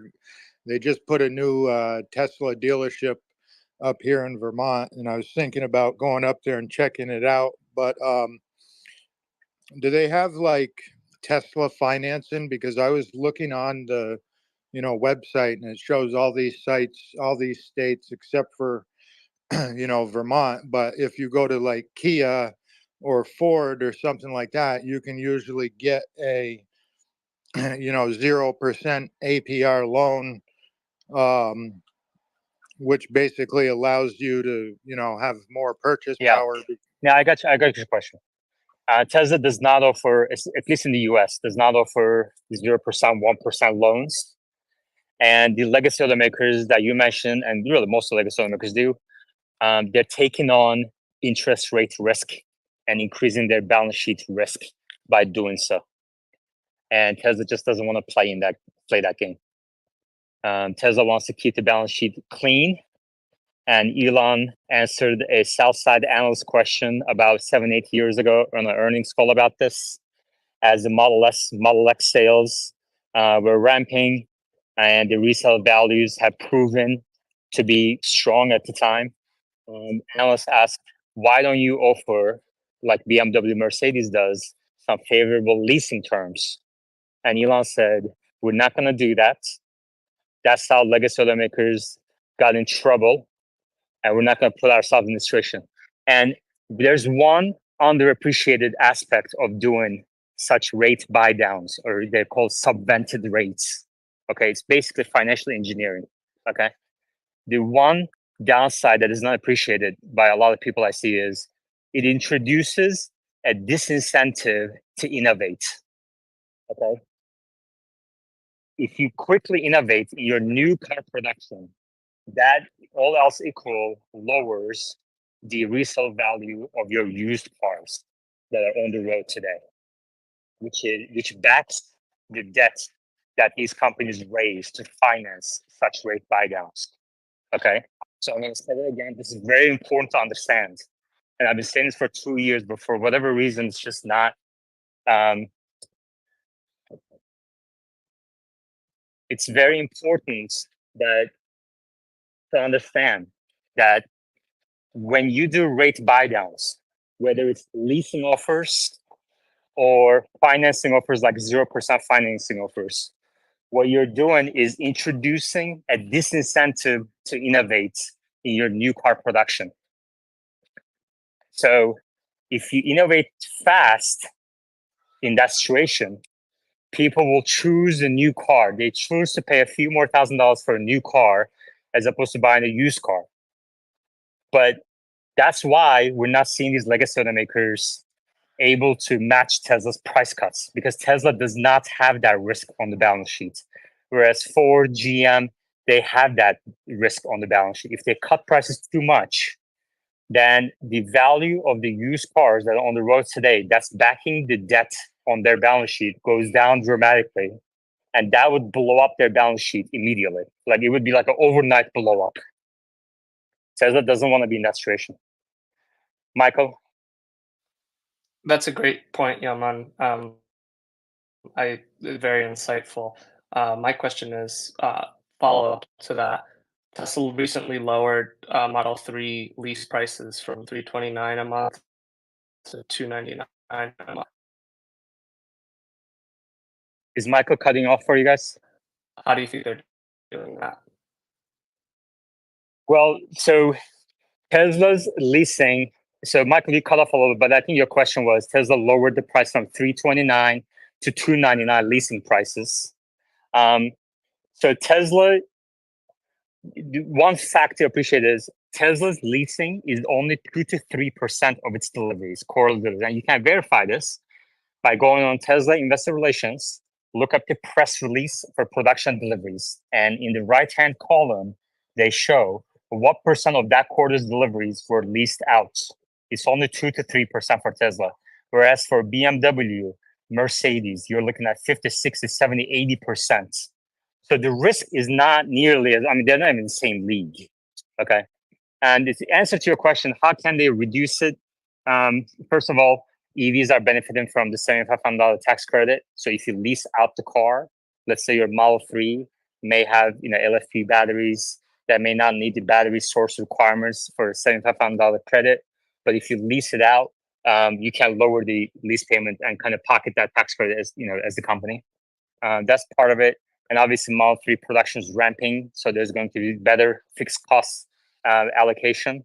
So that lowers the cost per vehicle as well. And combined with the fact that the lease percent is only 2 to 3% of the total deliveries, it's very immaterial. Michael?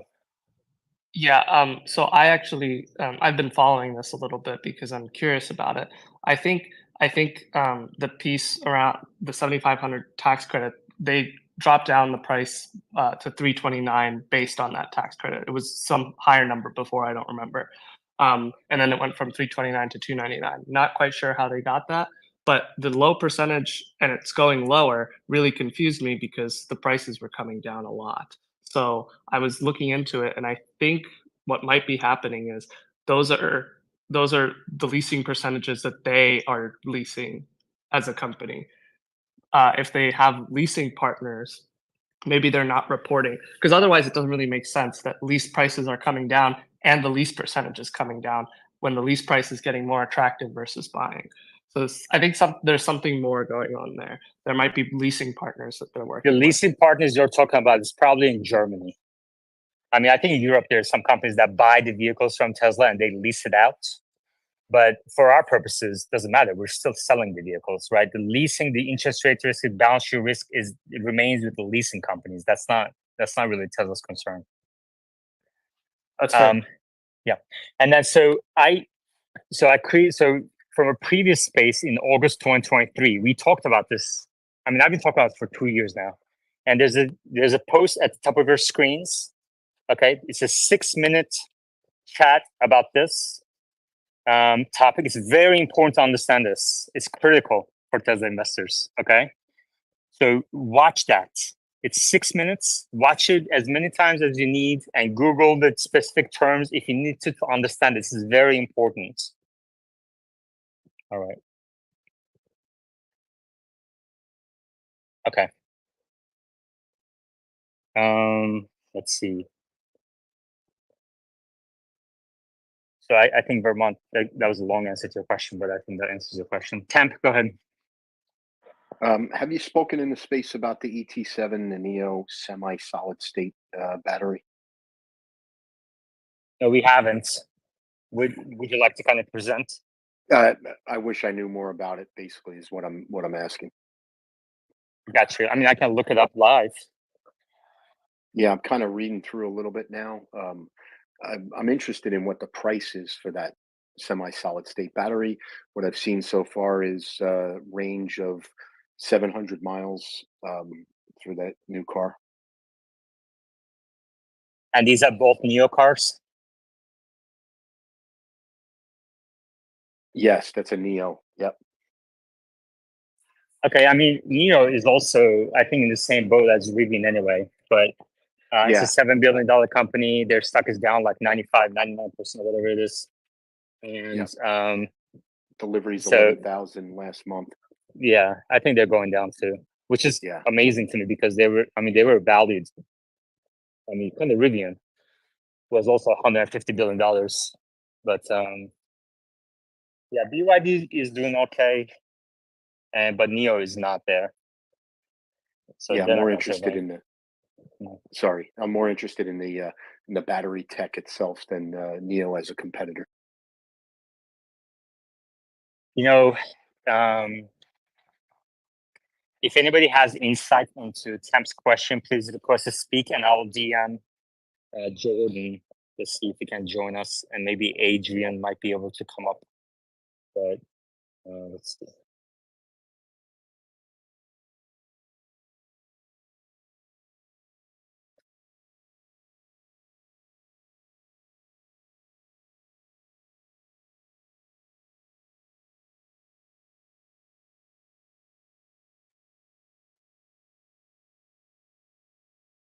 All right, I sent him a quick DM. If he can I don't know if he's going to know much about it, but if he can join, he'll join.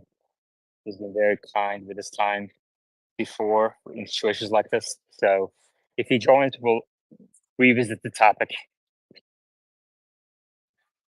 Habib? So PCMagazine.com published an article 12/18/2023 about this semi-solid state battery, which I read before and can give you a summary of if you want me to. Yes, please. So in December 2023, the CEO of NIO revealed this new solid state battery. He drove approximately 700 miles. Excuse me, I'm pulling up the article, 650 miles nonstop. It was a 14-hour journey and down the coast of China. And at the end of their trip, he was left with 3% battery. So it really came out seeming pretty exciting. It's a semi-solid state battery, 150 kilowatt hour battery. It's made by a company called Rivian, which is another Chinese company. However, this battery was estimated to be released in 2022, and they still have not gone to mass production yet. Some of the issues that they're facing with the battery, one of them was during that 650-mile trip down the coast of China, they had to keep their speed at a max at 55 miles. It was capped at 56 miles per hour, and they use an autonomous driving system 92% of the time, and that's probably to help regulate all the fluctuations and accelerating, keeping the power pretty stable, the demand. And the last thing from that article that seems like it's kind of prohibitive right now is that the pack itself costs approximately $45,000, which is the cost of their cheapest vehicle as of right now.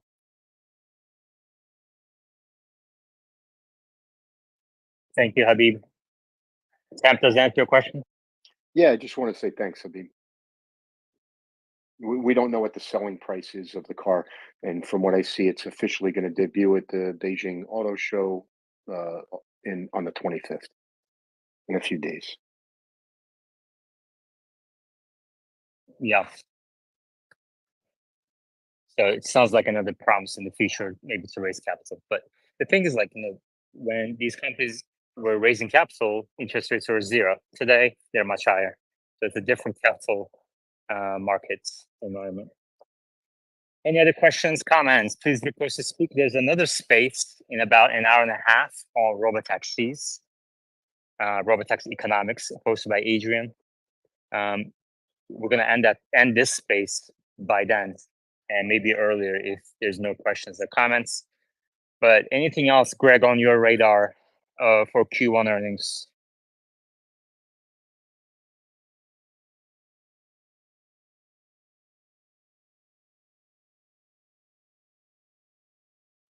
Greg is not paying attention.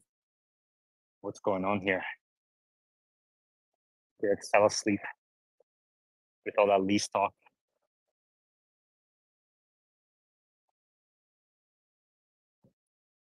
Habib, did you sell the Taycan yet? No, we did not sell the Taycan yet. However, I am going to lease a new Model 3. Are you going to get rid of it, the Taycan? No, I like to drive the Taycan. It's a lot of fun to drive. Okay. Andrea. Yeah, thanks, Yaman. You guys are amazing, all of you, hearing you all educating us. This is really good. This is good. I hope Adrian will start early, unless everyone needs a little siesta. Hopefully Adrian will start early and all of you will join us in there. Thanks. Do you think there's a chance he might start early? Because this I'll space nag has him. been kind of scheduled, right, for a while? Troll him as much as I can. Oh, He okay. doesn't listen to me. He doesn't listen to me. I'll work it. All right. Sounds good.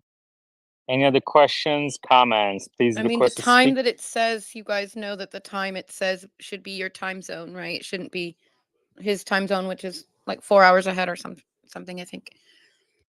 Yeah. Yeah, this has been really good, Greg. All of you guys, like, thank you guys. This is really important and great, and we're crossing over, and this is amazing. Thank you. I'm listening. Thank you, Andrea. Do you drive a Tesla? I know you said in the last space you don't own the stock. Do you drive a Tesla? Like, how do I you know do so much not about own any Tesla and stock. Elon? No, I do not own any stock. When it was 189, like when something, I don't know when it went that low, like a month ago, I was like, oh, I should, I should go buy one share.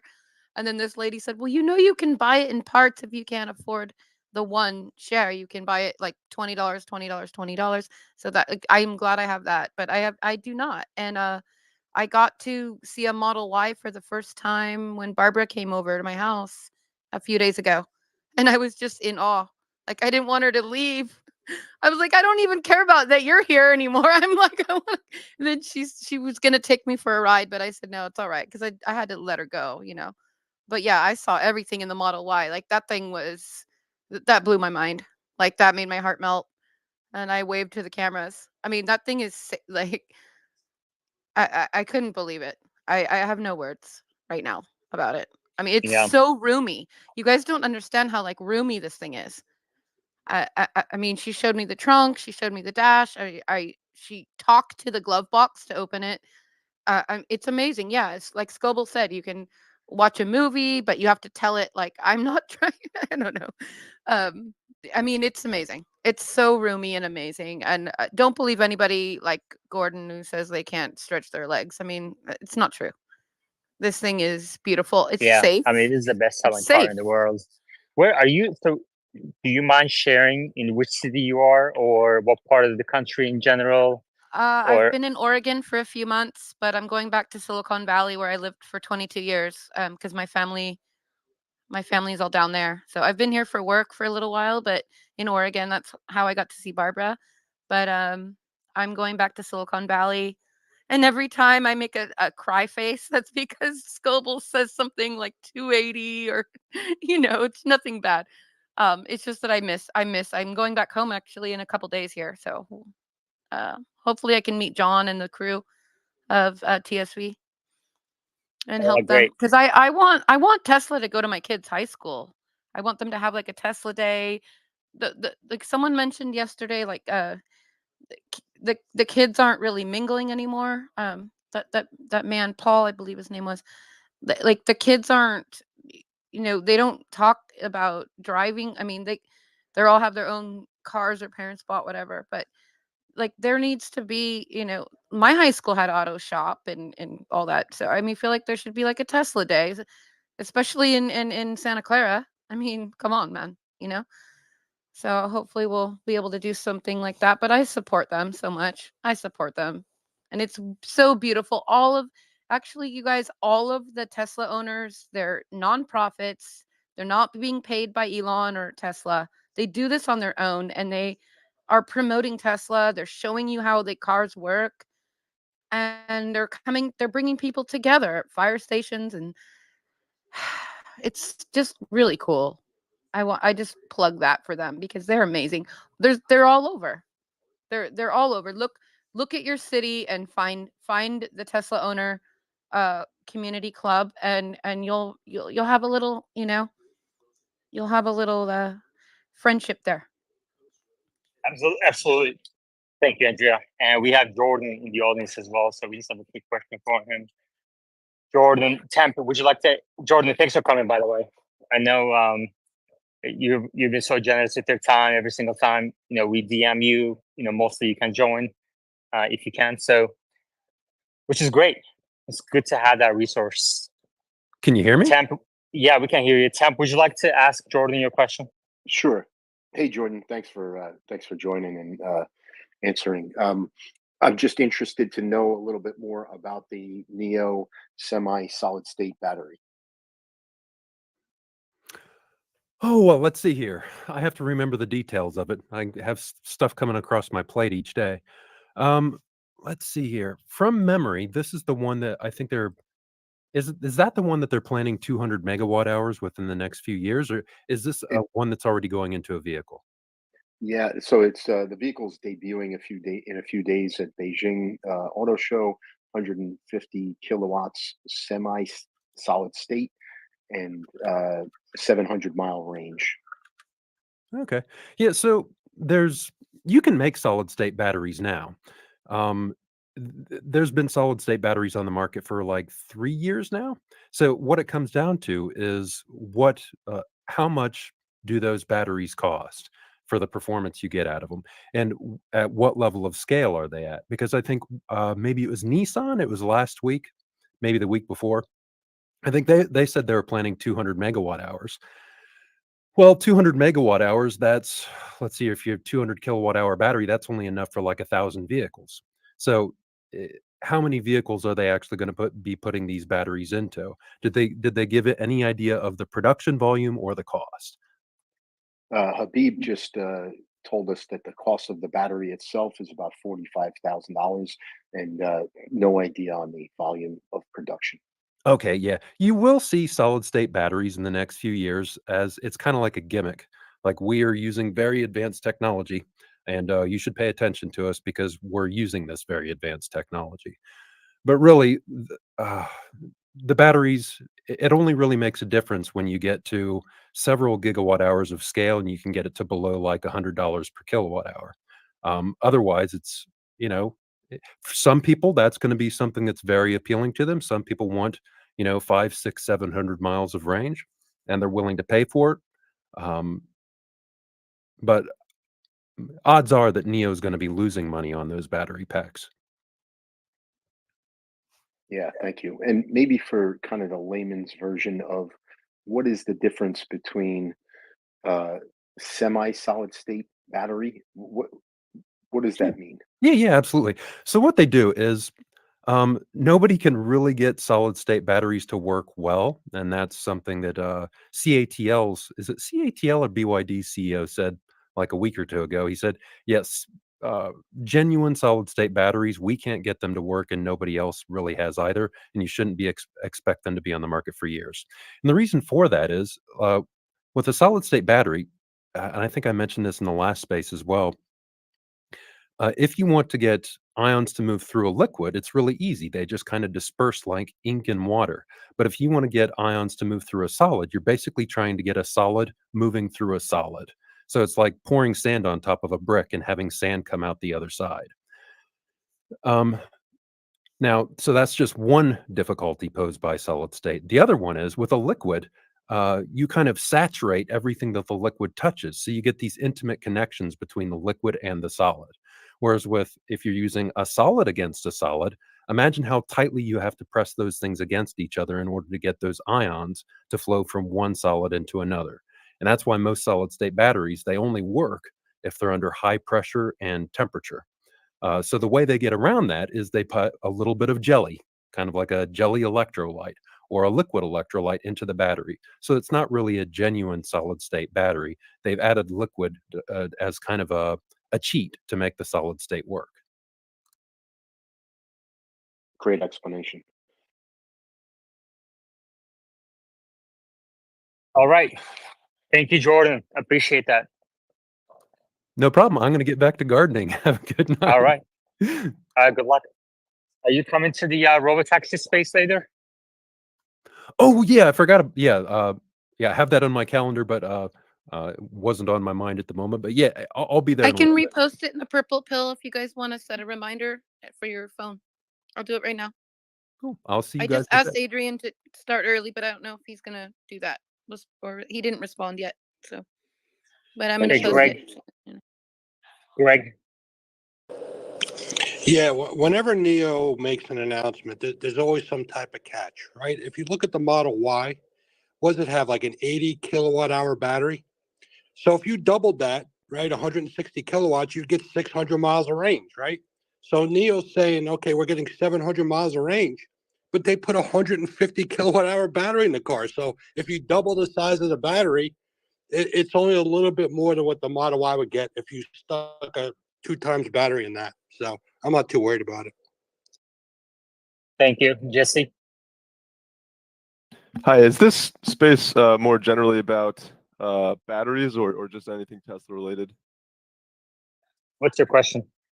My question is just related to what people's thoughts are on Tesla rapidly working on stationing an Optima spot at the supercharger locations, as they're revealing this Robo Taxi in August.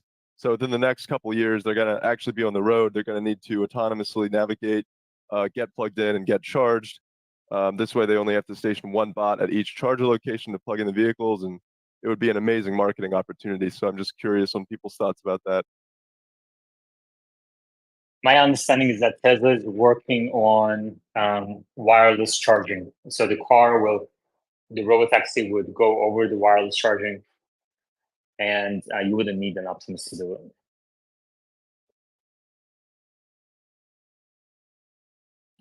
Yeah, that's an interesting idea. I mean, certainly there's potential there. I That's just imagine what they said. That's what they said. They acquired a company with technology for wireless charging, right? Do you think though? Yeah, I'm sorry for about on the interrupting. investor event. Go ahead, Ken.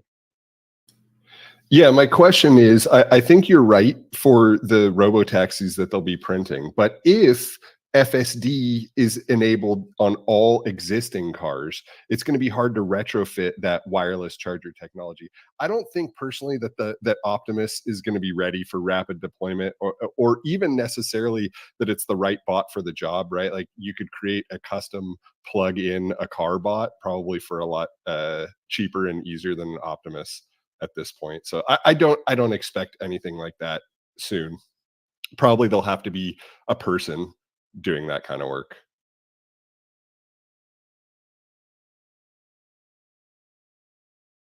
Yeah, I mean, also, the current Teslas go 300 miles, and I mean, how many Ubers go 300 miles in a day?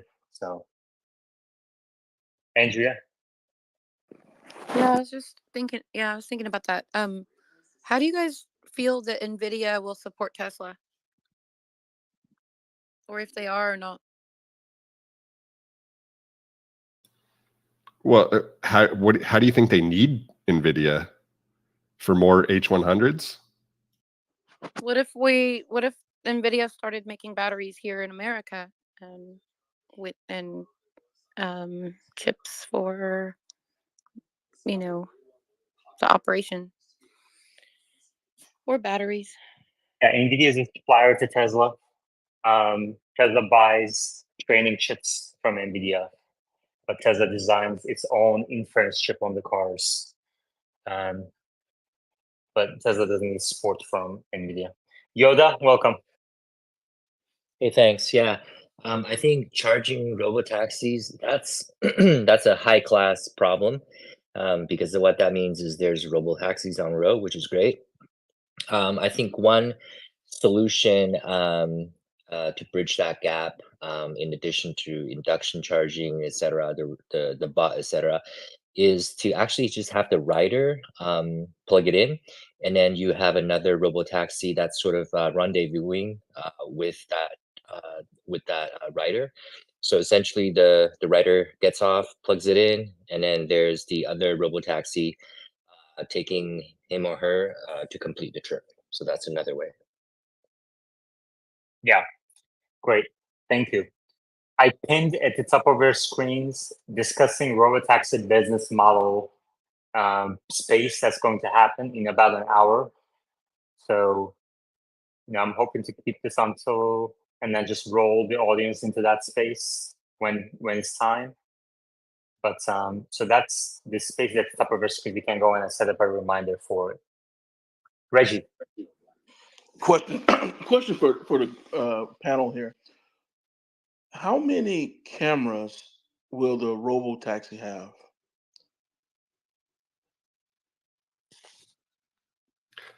%99% that it has the same number of cameras as the rest of the vehicles. Oh man, I thought you were going to say 99. I was like, wow. I started laughing. It needs more than the Model Y. Yes. Well, because the Cybertruck already has an extra camera. I'm curious to see. 99 cameras, but a LiDAR ain't one, is what Yoda would say. You don't think, because the robot, once they reveal it, that will be the blueprint as far as this will be the how it comes full self-driving, right? Because the hardware they put on that car would be the blueprint of what it looks like to be a full self-driving car. So I'm just curious to see if they would go with the extra camera that the Cybertruck has, or would they still limit it to the 8 cameras? Yeah, that's a really good question. But we don't know, right? So they're gonna unveil that on August 8th. We have Robert in the audience. If he wants to come up and talk about it, he's welcome to do so. Yoda, what do you think? Do you think it's gonna be 8 cameras? Do you think it's gonna have a camera in the front? Well, I think technically the idea of the robo taxi is to minimize cost, and so obviously they'll try to get away with the least cameras possible. The human, of course, drives with 1 or 2 cameras, depending on how you want to look at that. But I don't think they'll over-engineer cameras that they don't need. So I think Are it'll these be. Tesla employees though, like operating it, or is it out the third party or?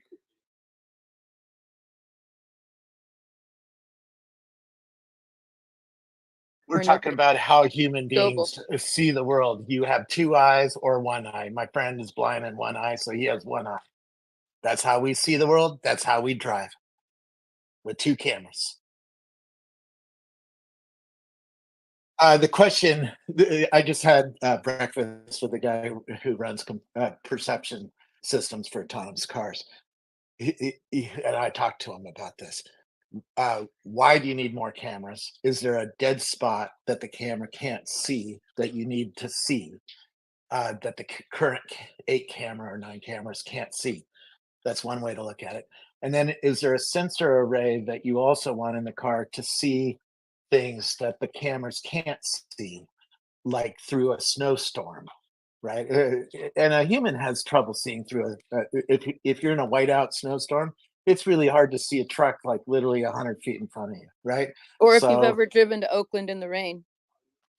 rain is not a problem. It's the snow that's really the problem here, because there's 2 problems with snow. One, everything that you use to figure out where to drive is covered by snow. So the lane markings, the bumps, everything is covered by snow. But you also can't see very far away from your vehicle because there's snow there. So if you had a radar, for instance, radar can go through snow in a way that photons can't go through snow, right? Photons are how we see. That's light. So if you need to see something that light isn't good at seeing, then you might need to add a sensor onto the car. I think most of the time, most of the places, you can do the job with the current camera array that's on the current Tesla. So I surmise they won't add another camera, but maybe they do. Right? Maybe there's a So reason to. Scobel, essentially it shows up on the big giant iPad, right? On your nav.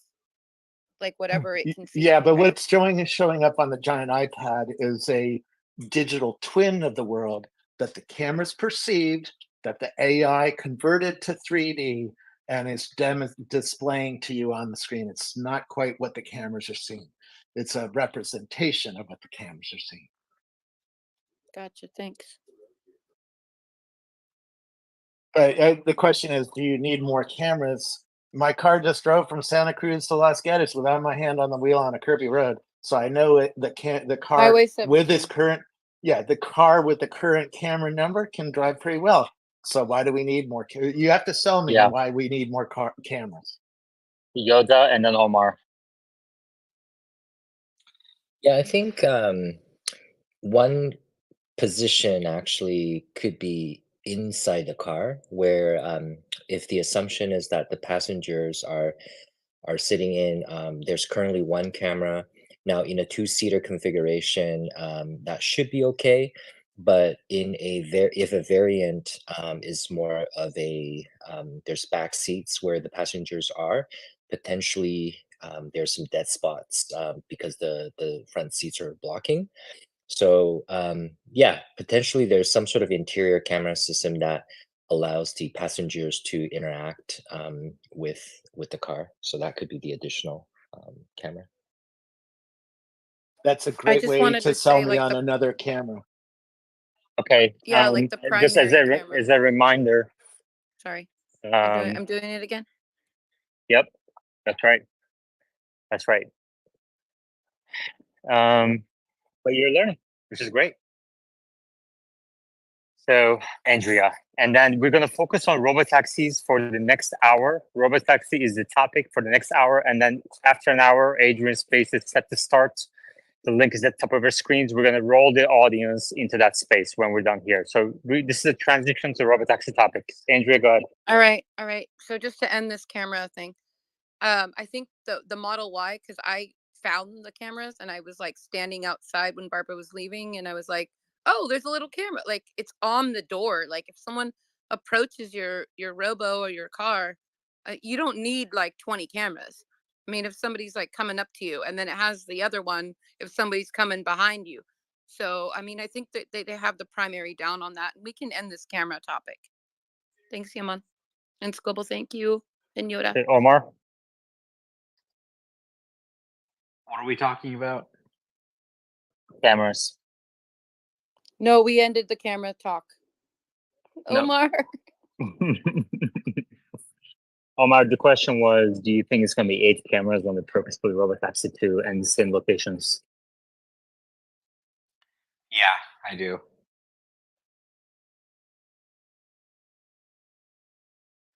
All right, there you go. Robert, what else do you expect on the purpose-built hardware?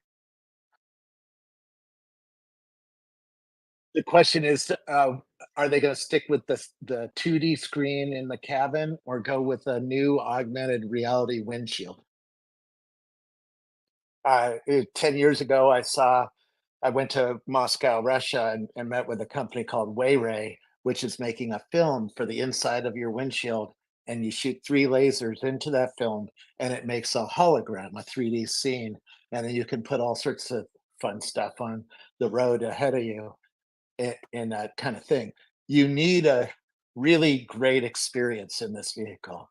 And so I would be, if I was working at Tesla and Elon had me running this team, I would be evaluating different kinds of screen technologies to make the experience of being in a robo taxi much more enjoyable than looking at a small 2D 10-inch screen. That's great. Penny? Yeah, do we know any numbers in terms of the length of the rides? My assumption is that going in, that the robotaxi, whatever the first version of this is that it'll be designed mostly for urban short transport. I think that's a majority of existing rides. And in that case, I believe actually that they'll optimize for absolute simplicity rather than entertainment in this, and maybe entertainment is in the next version, right? Like it feels all about economics to me on this one, and I'd be shocked if they did something like an AR windshield. Reggie? 100% agree, and I was going to make that statement. I think these cars, at least for the robotaxi, initially will be the 2-seaters, and it will be cheap to make, so they can, if they crash, they can just rebuild them quickly as possible. On that note as well, we talk about the hardware on the exterior of the car.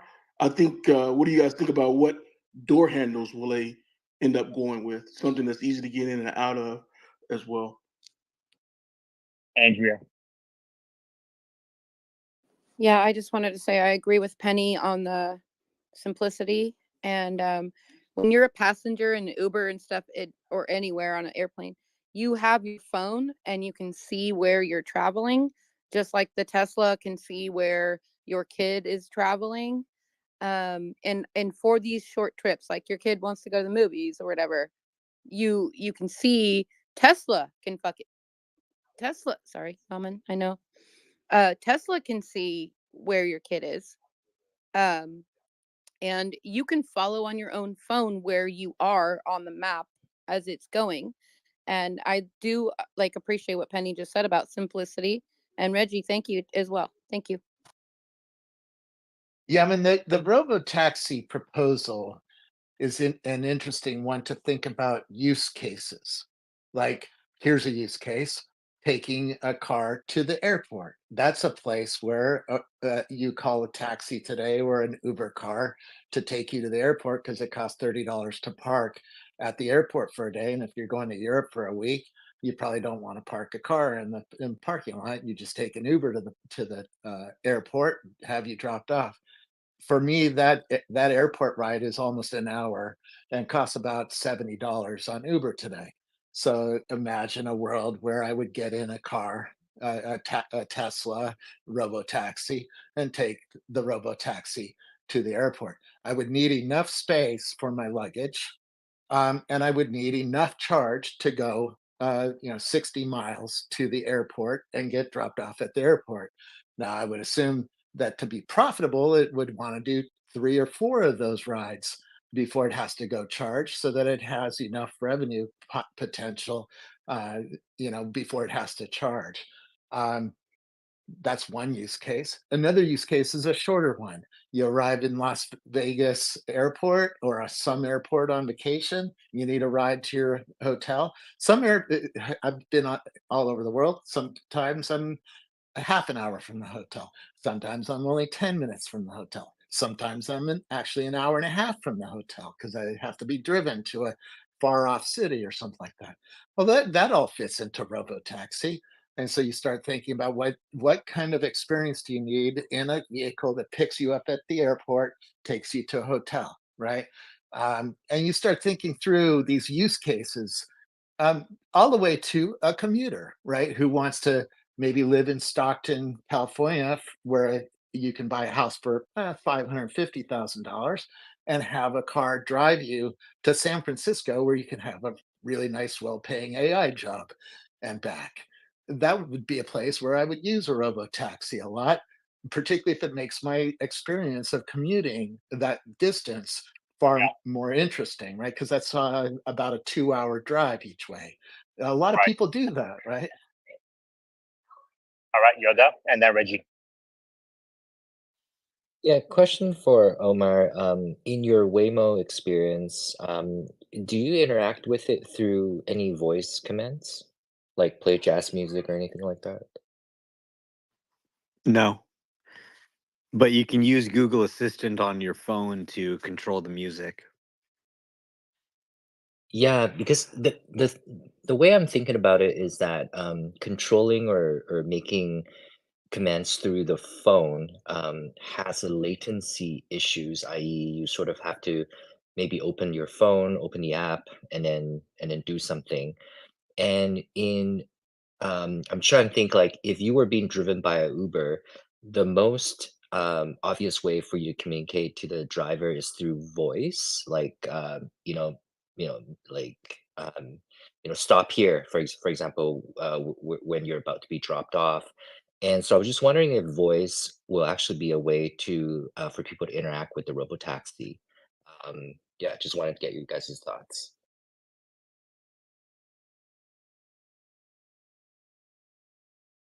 I would expect that in the future, yes. That the Reggie. voice interfaces are going to be a lot better than they are today. Yeah. For short term, I don't think so. Voice is it's just not been very adaptable. But I do have a theory about robo taxis, like these 2-seaters the next gen's coming out. I think it's gonna be for just the inner cities, short commutes. Um, but I will think that Tesla will ask people like Omar and people who have FSD to actually help drive for people who need more than 2 seats in the car, right? Just going on these long trips to supervise FSD as it takes these longer trips. And I would ask this as a sidebar: is would Tesla actually ask someone like Omar for their car so their employee can actually drive and supervise the car? So ask to make sure the network happens.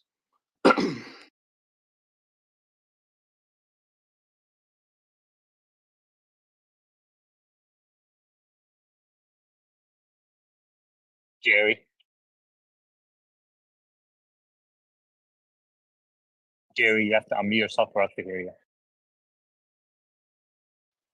Can you guys hear me? Yep. Sorry, it's my first time talking on one of these spaces. I'm curious what you guys think of if FSD is level 4, for instance, is it going to cannibalize the traditional, Ubers? Because like I drove my Tesla. Well, my Tesla drove me from Los Angeles to San Antonio. I spent $300 on Uber in San Antonio because we're going out drinking or whatever. But if my car could just drive me, I wouldn't even take Uber. I would just have my car take me. So I'm curious what you guys think in terms of FSD being, level 4 will just cannibalize the rideshare market. Robert. Yes, is the short answer, but here's why. Let's say you get a Waymo. A Waymo has about $100,000 worth of sensors and extra computers in the car to run the car. So let's call that a $150,000 vehicle.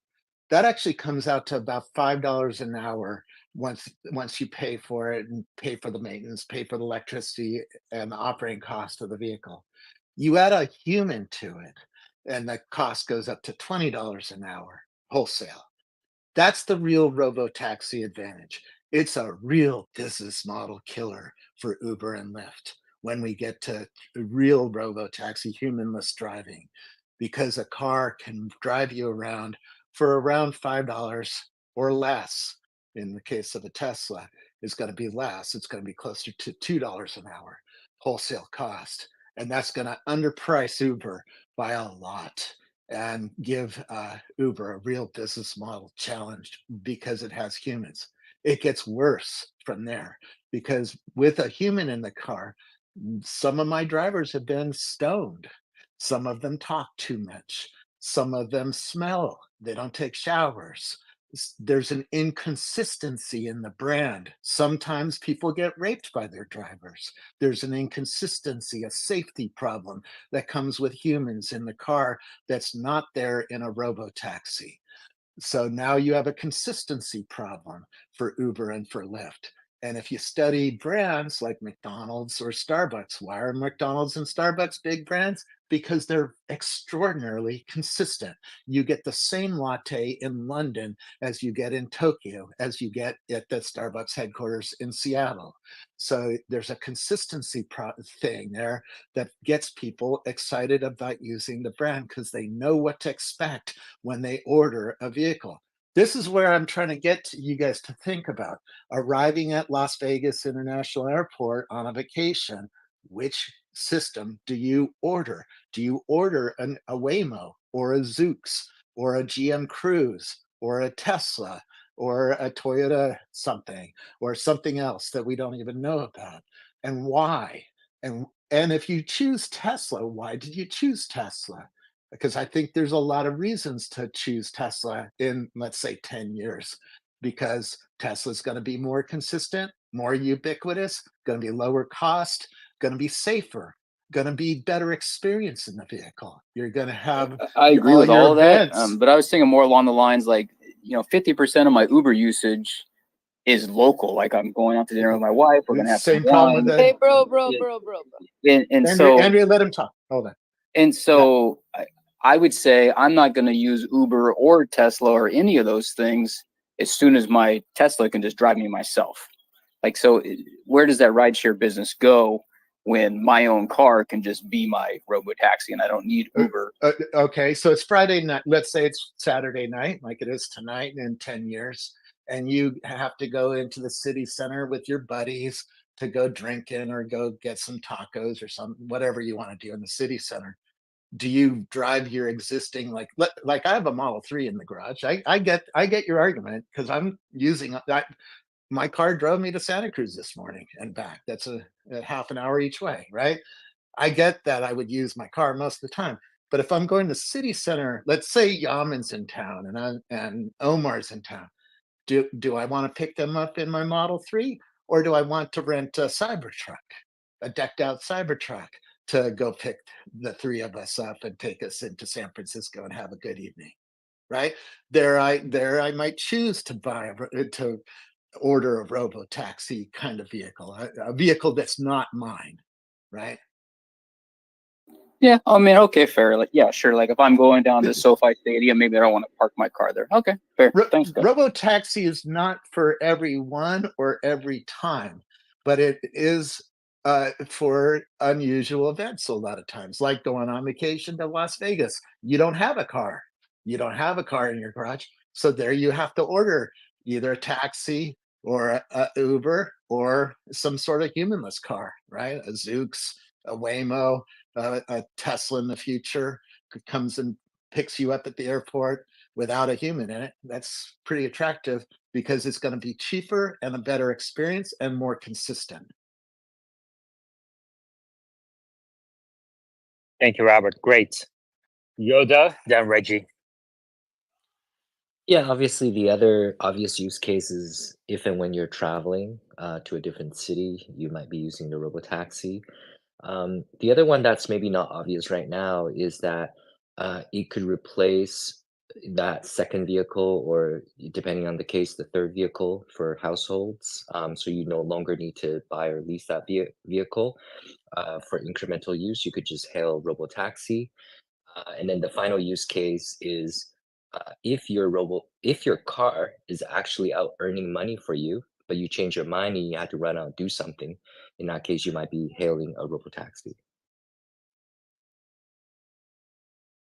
Reggie, and then Yeah, Habib. Yoda, I agree. You stole it. Like, it's one of those things where you can start to decrease your inventory of vehicles. Now, everyone probably going to want at least one vehicle at one point, but as you start to get FSD, the value of it is you don't really need, you only need it on demand. You don't really need to hold an inventory that you don't really need, right, on a day-to-day basis.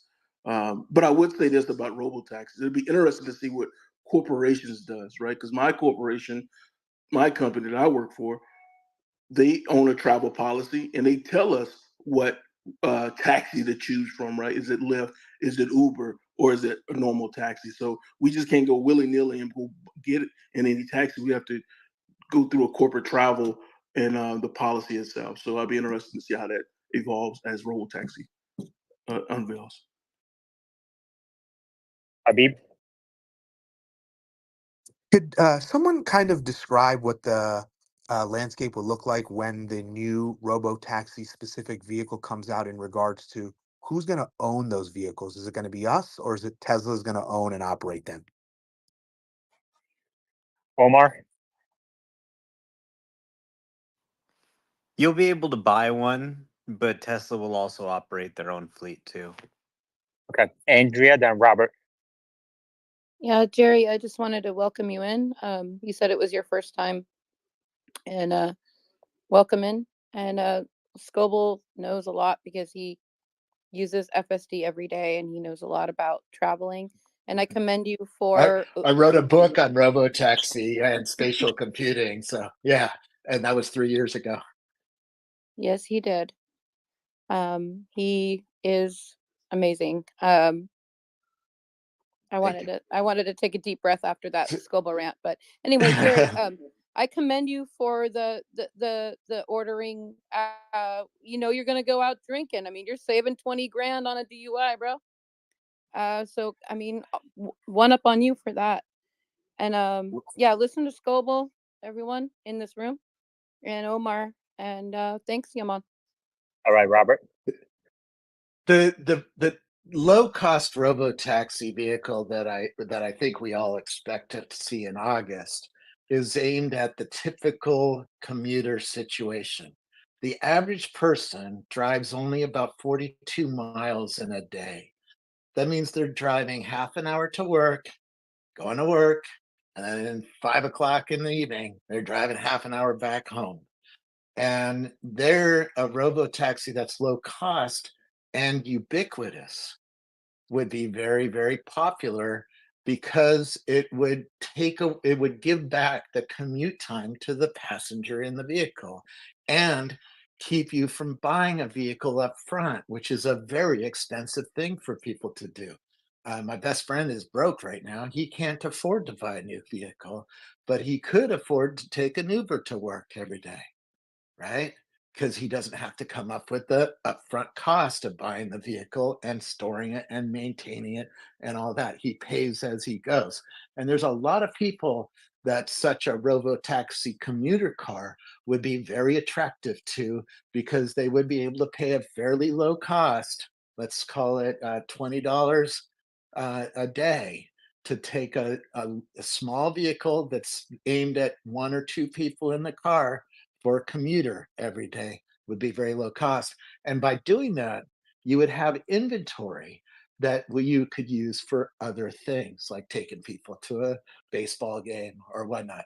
This is why Amazon started AWS. AWS had to have, Amazon had to have the server capacity in their data centers to keep their retail store running. But that had to be built for Christmas, where they had maximum demand. The rest of the year, they had a lot of servers sitting around doing nothing.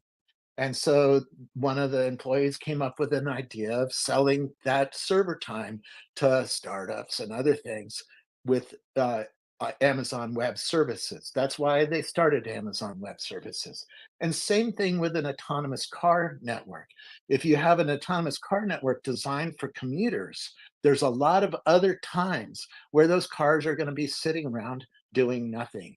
And therefore, you can start thinking about using that car network for driving people, to baseball games or to the grocery store or whatnot. I'm doing it Thank very you. cheaply. Yeah. Michael Roth.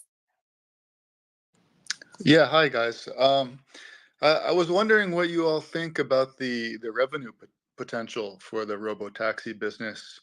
I mean, just off the top of my head, I've looked at Uber and Lyft revenue. It's a few $100 billion dollars, and maybe probably under 10 million cars actually driving for those companies.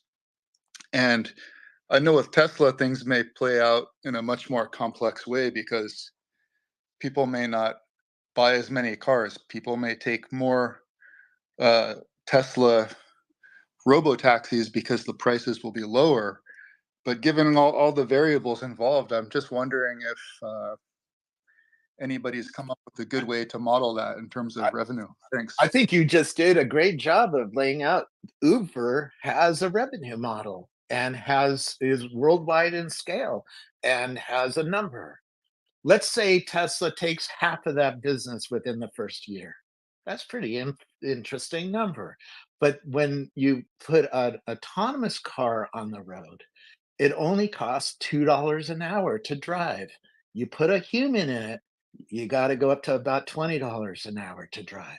Wholesale cost, right? $20 an hour turns, if if you take an Uber to the airport for an hour, it costs about $60, right? Sorry, just to clarify, I mean, my point here is that a couple $100 billion is not really a significant amount of revenue in terms of where Tesla is kind of valued today. So hopefully it's a lot more than that. I'm wondering if anybody has an idea how they're going to get there. I would expect it would be more, because when you have an autonomous vehicle, more people would use it because it's cheaper.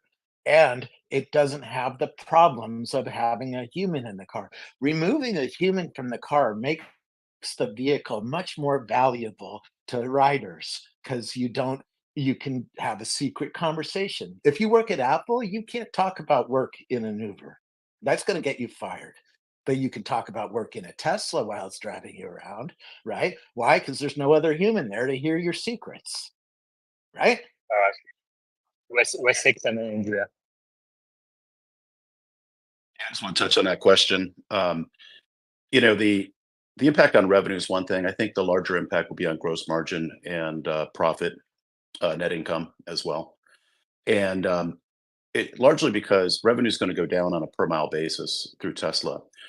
So that's one thing to consider. But also the scope of the capabilities of the robotaxi network go well beyond Uber and Lyft. It's not just that type of business, but it's going to impact all of transportation. Think about airplanes. It's like, how would it displace the airline industry? Well, you think about if you're taking a 2 or 3 hour flight, you get in your car, you go to the airport, you wait in line, you get on the flight, you go, a few hours, you land at your destination, you get out, you get a robo taxi, etc. But instead, you have a car in your driveway that can take you there without you even paying attention. On the shorter flights, they will be significantly impacted. And this is true for all public transportation and even things that don't involve moving humans, whether it be moving furniture, whether it be sending a vehicle over to someone's house to pick up stuff. Of course, the Uber Eats business will be impacted. So the scope of or the total addressable market, I should say, is gargantuous. So there's some things to consider when pricing this. We have a couple people requesting to speak, so just hold tight, people. Andrea, down in Vermont. I'm gonna be quick. Thanks, Wes. I'm gonna be quick. Hey, Scoble, I still can't believe that your Tesla hit the 17. You guys don't know, this is a 2-lane mountain road with no lights, and it's curvy as hell. And when every time Scoble says that, I am like, because I've driven that shit many moons. My mom and brother both wrecked cars on this road. It's a dangerous road. I've seen it. I've brought water to people. I mean, I've seen a Honda flipped over the fucking thing. On the left side is a wall about a foot Yep, and a half it's a from your wall. car. Exactly. And on the right side exactly. are buses and trucks, and you're going 55 miles an hour And around turns. and there's no mountain. They're like digging the mountain while you're going down it. There's like construction. I mean, you guys don't understand this. Look it up. Highway 17, San Jose to Santa Cruz. You'll know what Scoble's talking about. And that FSD just did it with no amazes me. interruptions, both directions. Right. Right. You got the Omar has video. Oh, Omar, because I've seen Omar, a lot of Omar videos, but I haven't seen that one. The last thing I was going to say, and I'm going to land, because I'm an over tipper. So if I take an Uber to 7-Eleven, like 2 miles, I'm giving that guy $20. Like, thank you, you saved me, blah blah blah. But man, I would tip my Tesla, but the dollars that I would tip my Tesla should just go right back into Tesla. You know, my subscription, my upgrades, my stock. So I don't care if Uber and Lyft. I had a bad experience, and my kid, I had to Uber him once, and they screwed up, and I will never again ever put my kid in. You know, done. And Vermont. Sure. Thanks for letting me speak. I just wanted to touch on what that other guy was saying about aviation. You know, because up here we see a lot of these little electric helicopters that they've been making for the I guess the U.S. Air Force. But I guess in the near future, what they're planning on doing is to making these things autonomous as well, so that way, you know, it's kind of a robo taxi system, you know, with these little tiny electric helicopters. Is Tesla, you know, kind of factoring that in, and then, you know, maybe move like the FSD system into these smaller airplanes, or is that just something that probably won't happen for a very long time, or is it something that, you know, Tesla is involved in? Because, you know, I mean, I see a lot of these things because they have a factory up here where they make them. And right now they're just making them for the government or whatever. But, you know. Okay, thank you. Omar, would you like to answer that? I wasn't paying attention. Sorry. Yeah. Questions should be 10 words or fewer. Ashek? Yeah, I have to drop in about 10 minutes, but I was for the past 3 hours on a robo taxi ride from San Diego to Venice. No interventions, including LA traffic. But what's interesting is I'm about to go see Ross Gerber at one of the parties. If anybody has any message for him, I'll be happy to convey the essence of it, obviously. But yeah, it was a lovely space today with a lot of good discussions, and I'm very happy to be part of this chat. Thank you. Wessex? I just thought of something funny a moment ago based on a previous speaker named Jerry and his question. You know, I didn't realize this till about a year ago. I used to think that you would need to purchase FSD or subscribe to it to release your car, if you own a Tesla, to the robotaxi network. And I realized, Tesla really needs every single car. So even if you haven't paid for full self-driving, I am confident that Tesla is going to allow you to release your car to be used as a robotaxi. But then I thought of, what if you own a Tesla, but you haven't paid for full self-driving and you want to rent a robotaxi and there's one in your driveway? Would you release it to the network and then rent it yourself for a discounted price? That was interesting, just to actually rent or use a robotaxi network for your own vehicle. Sander, do you want to answer that? I was just gonna say, I got a message for Ross Gerber, but it's very simple and it's just 3 letters. Robert.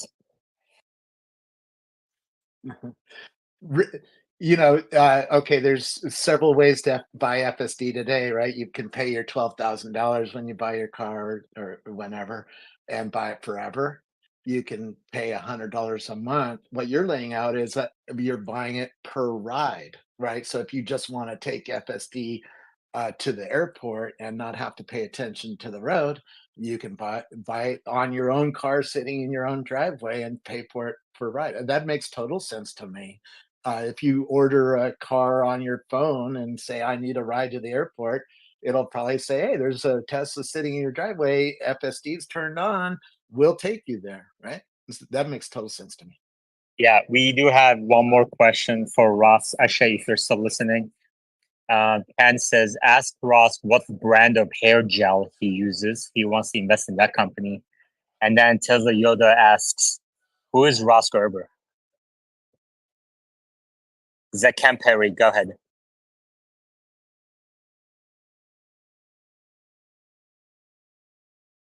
Zach Ken Perry, you have to unmute yourself for us to hear you.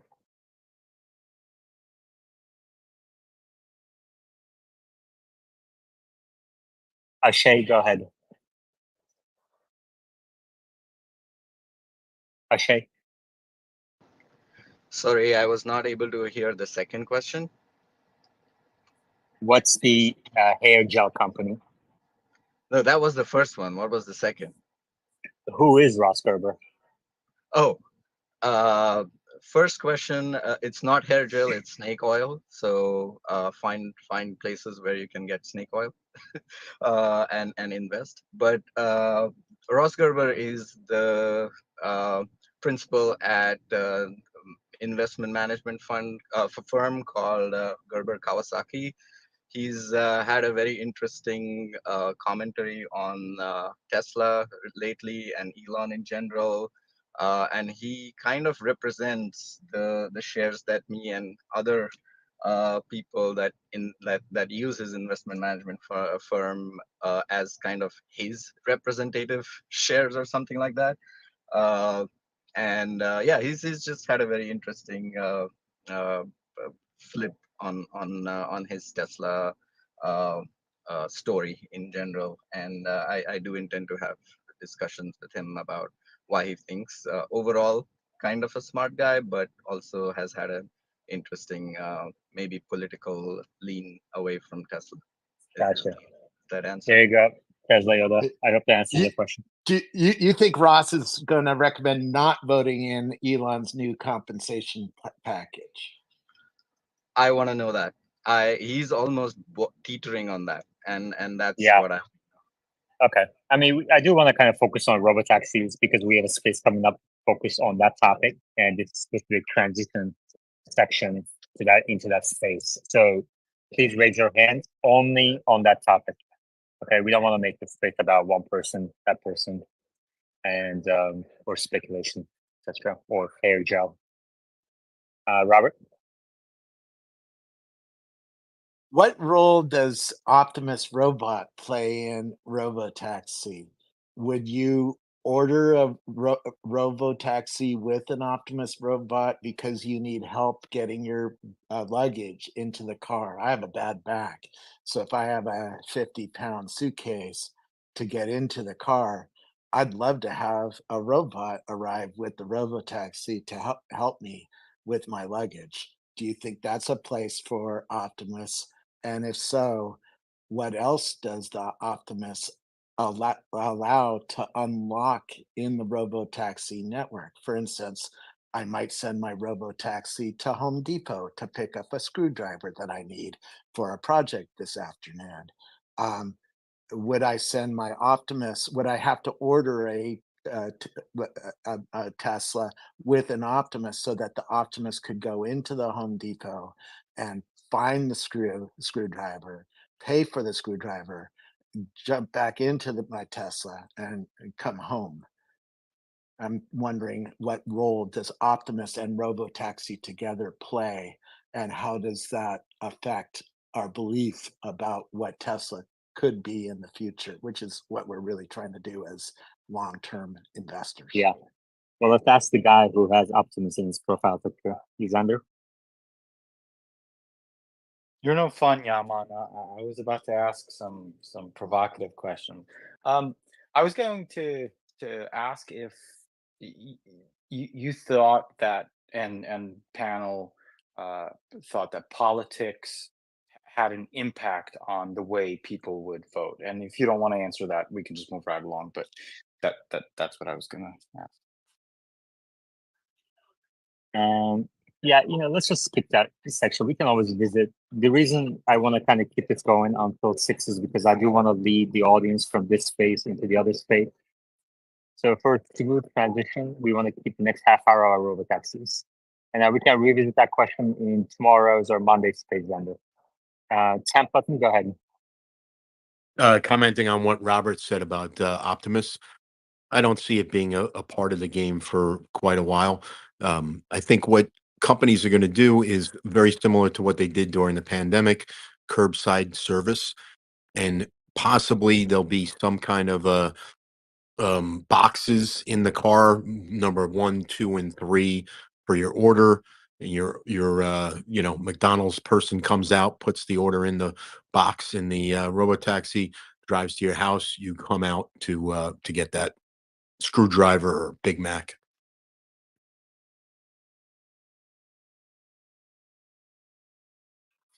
I could Andrea, see then it Yoda. helping.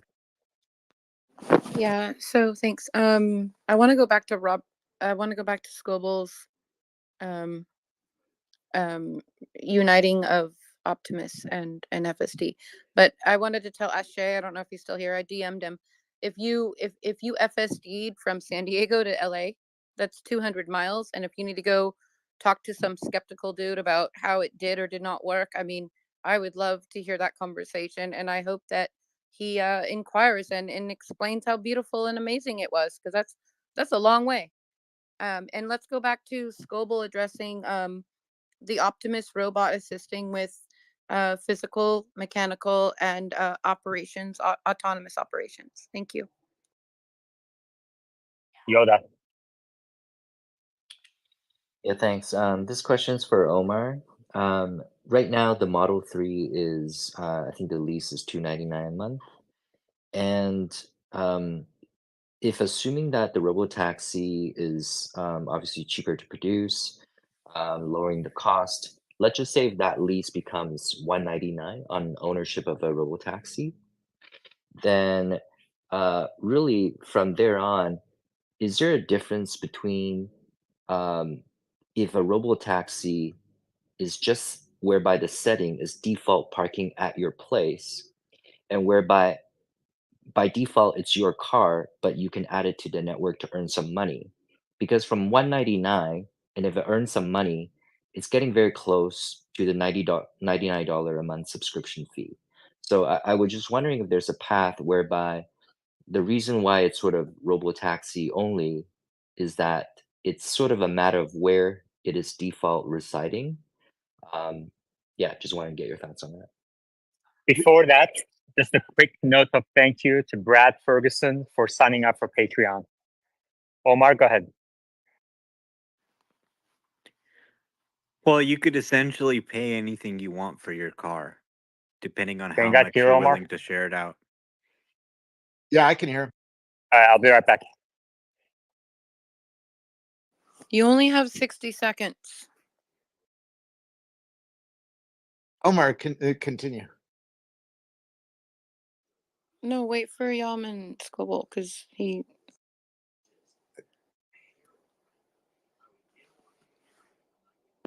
Can you hear Omar? Where Omar? Omar jumped out and is coming back in.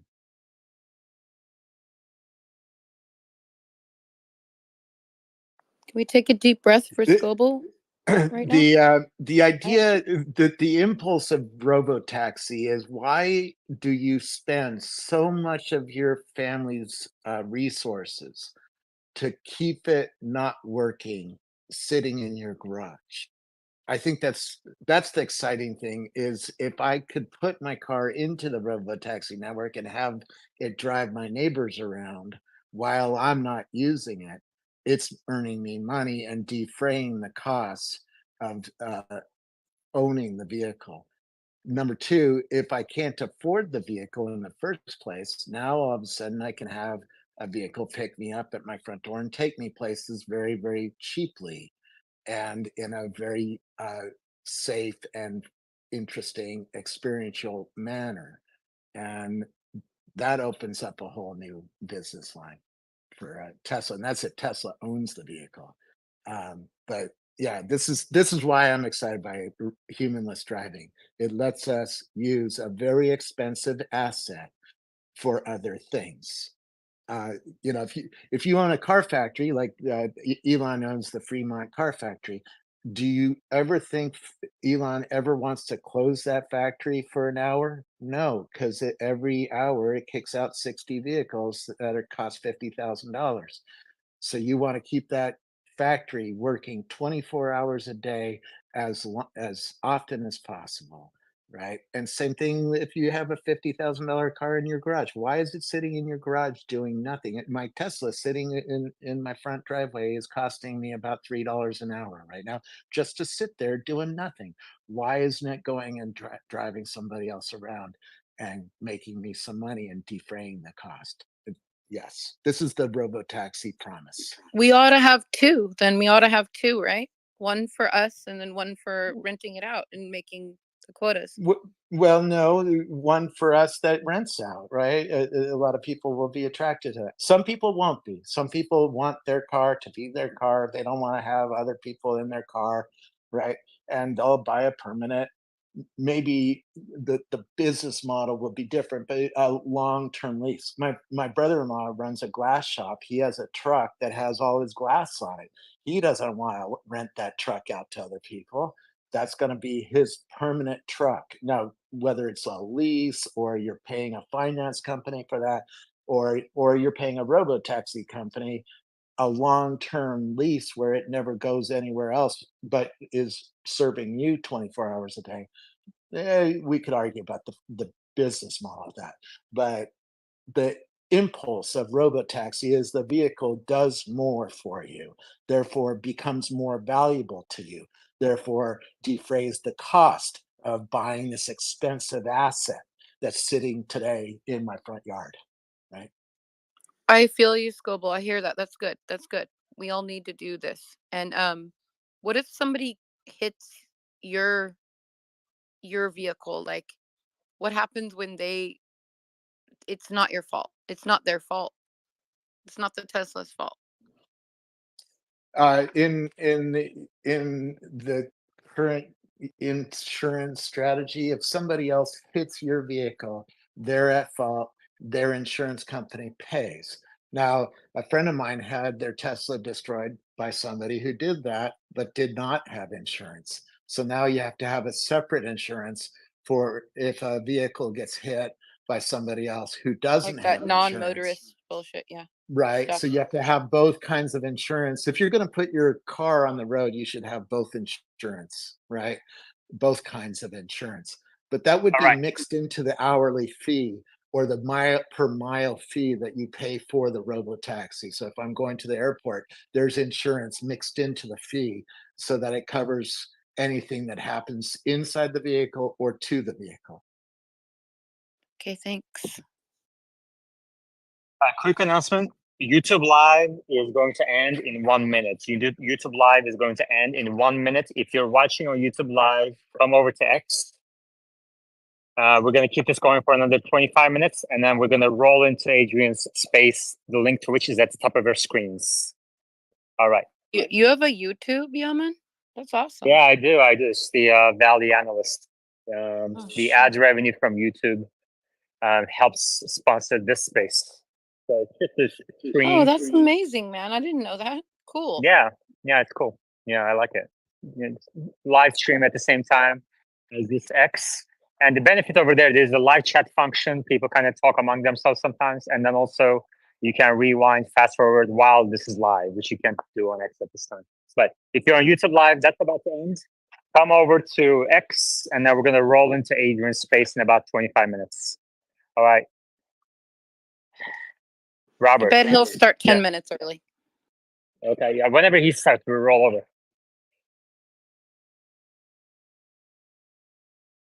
Scoble. I don't know. What other parts of the Robo Taxi puzzle do we need to dig in on before Adrian's space? How about when they drop you off and if they're going to come back for you? If it's going to be the same one or a different. I mean, is it would going to be wait? Yeah. It would be no, it wouldn't wait because that's wasted asset time, right? You want it to thrive as much as possible, people around to make as much money for if Tesla owns the vehicle, they want that. If you own the vehicle, you want it driving as often as possible to make as much money for you as possible, right? You're And right. have that asset being used to generate income if that's your goal of owning a robo taxi, right? Drop off is an interesting one. I've been talking to people at football stadium who run football stadiums, and they're really worried about the traffic patterns that are going to change because of robo taxi. Because if you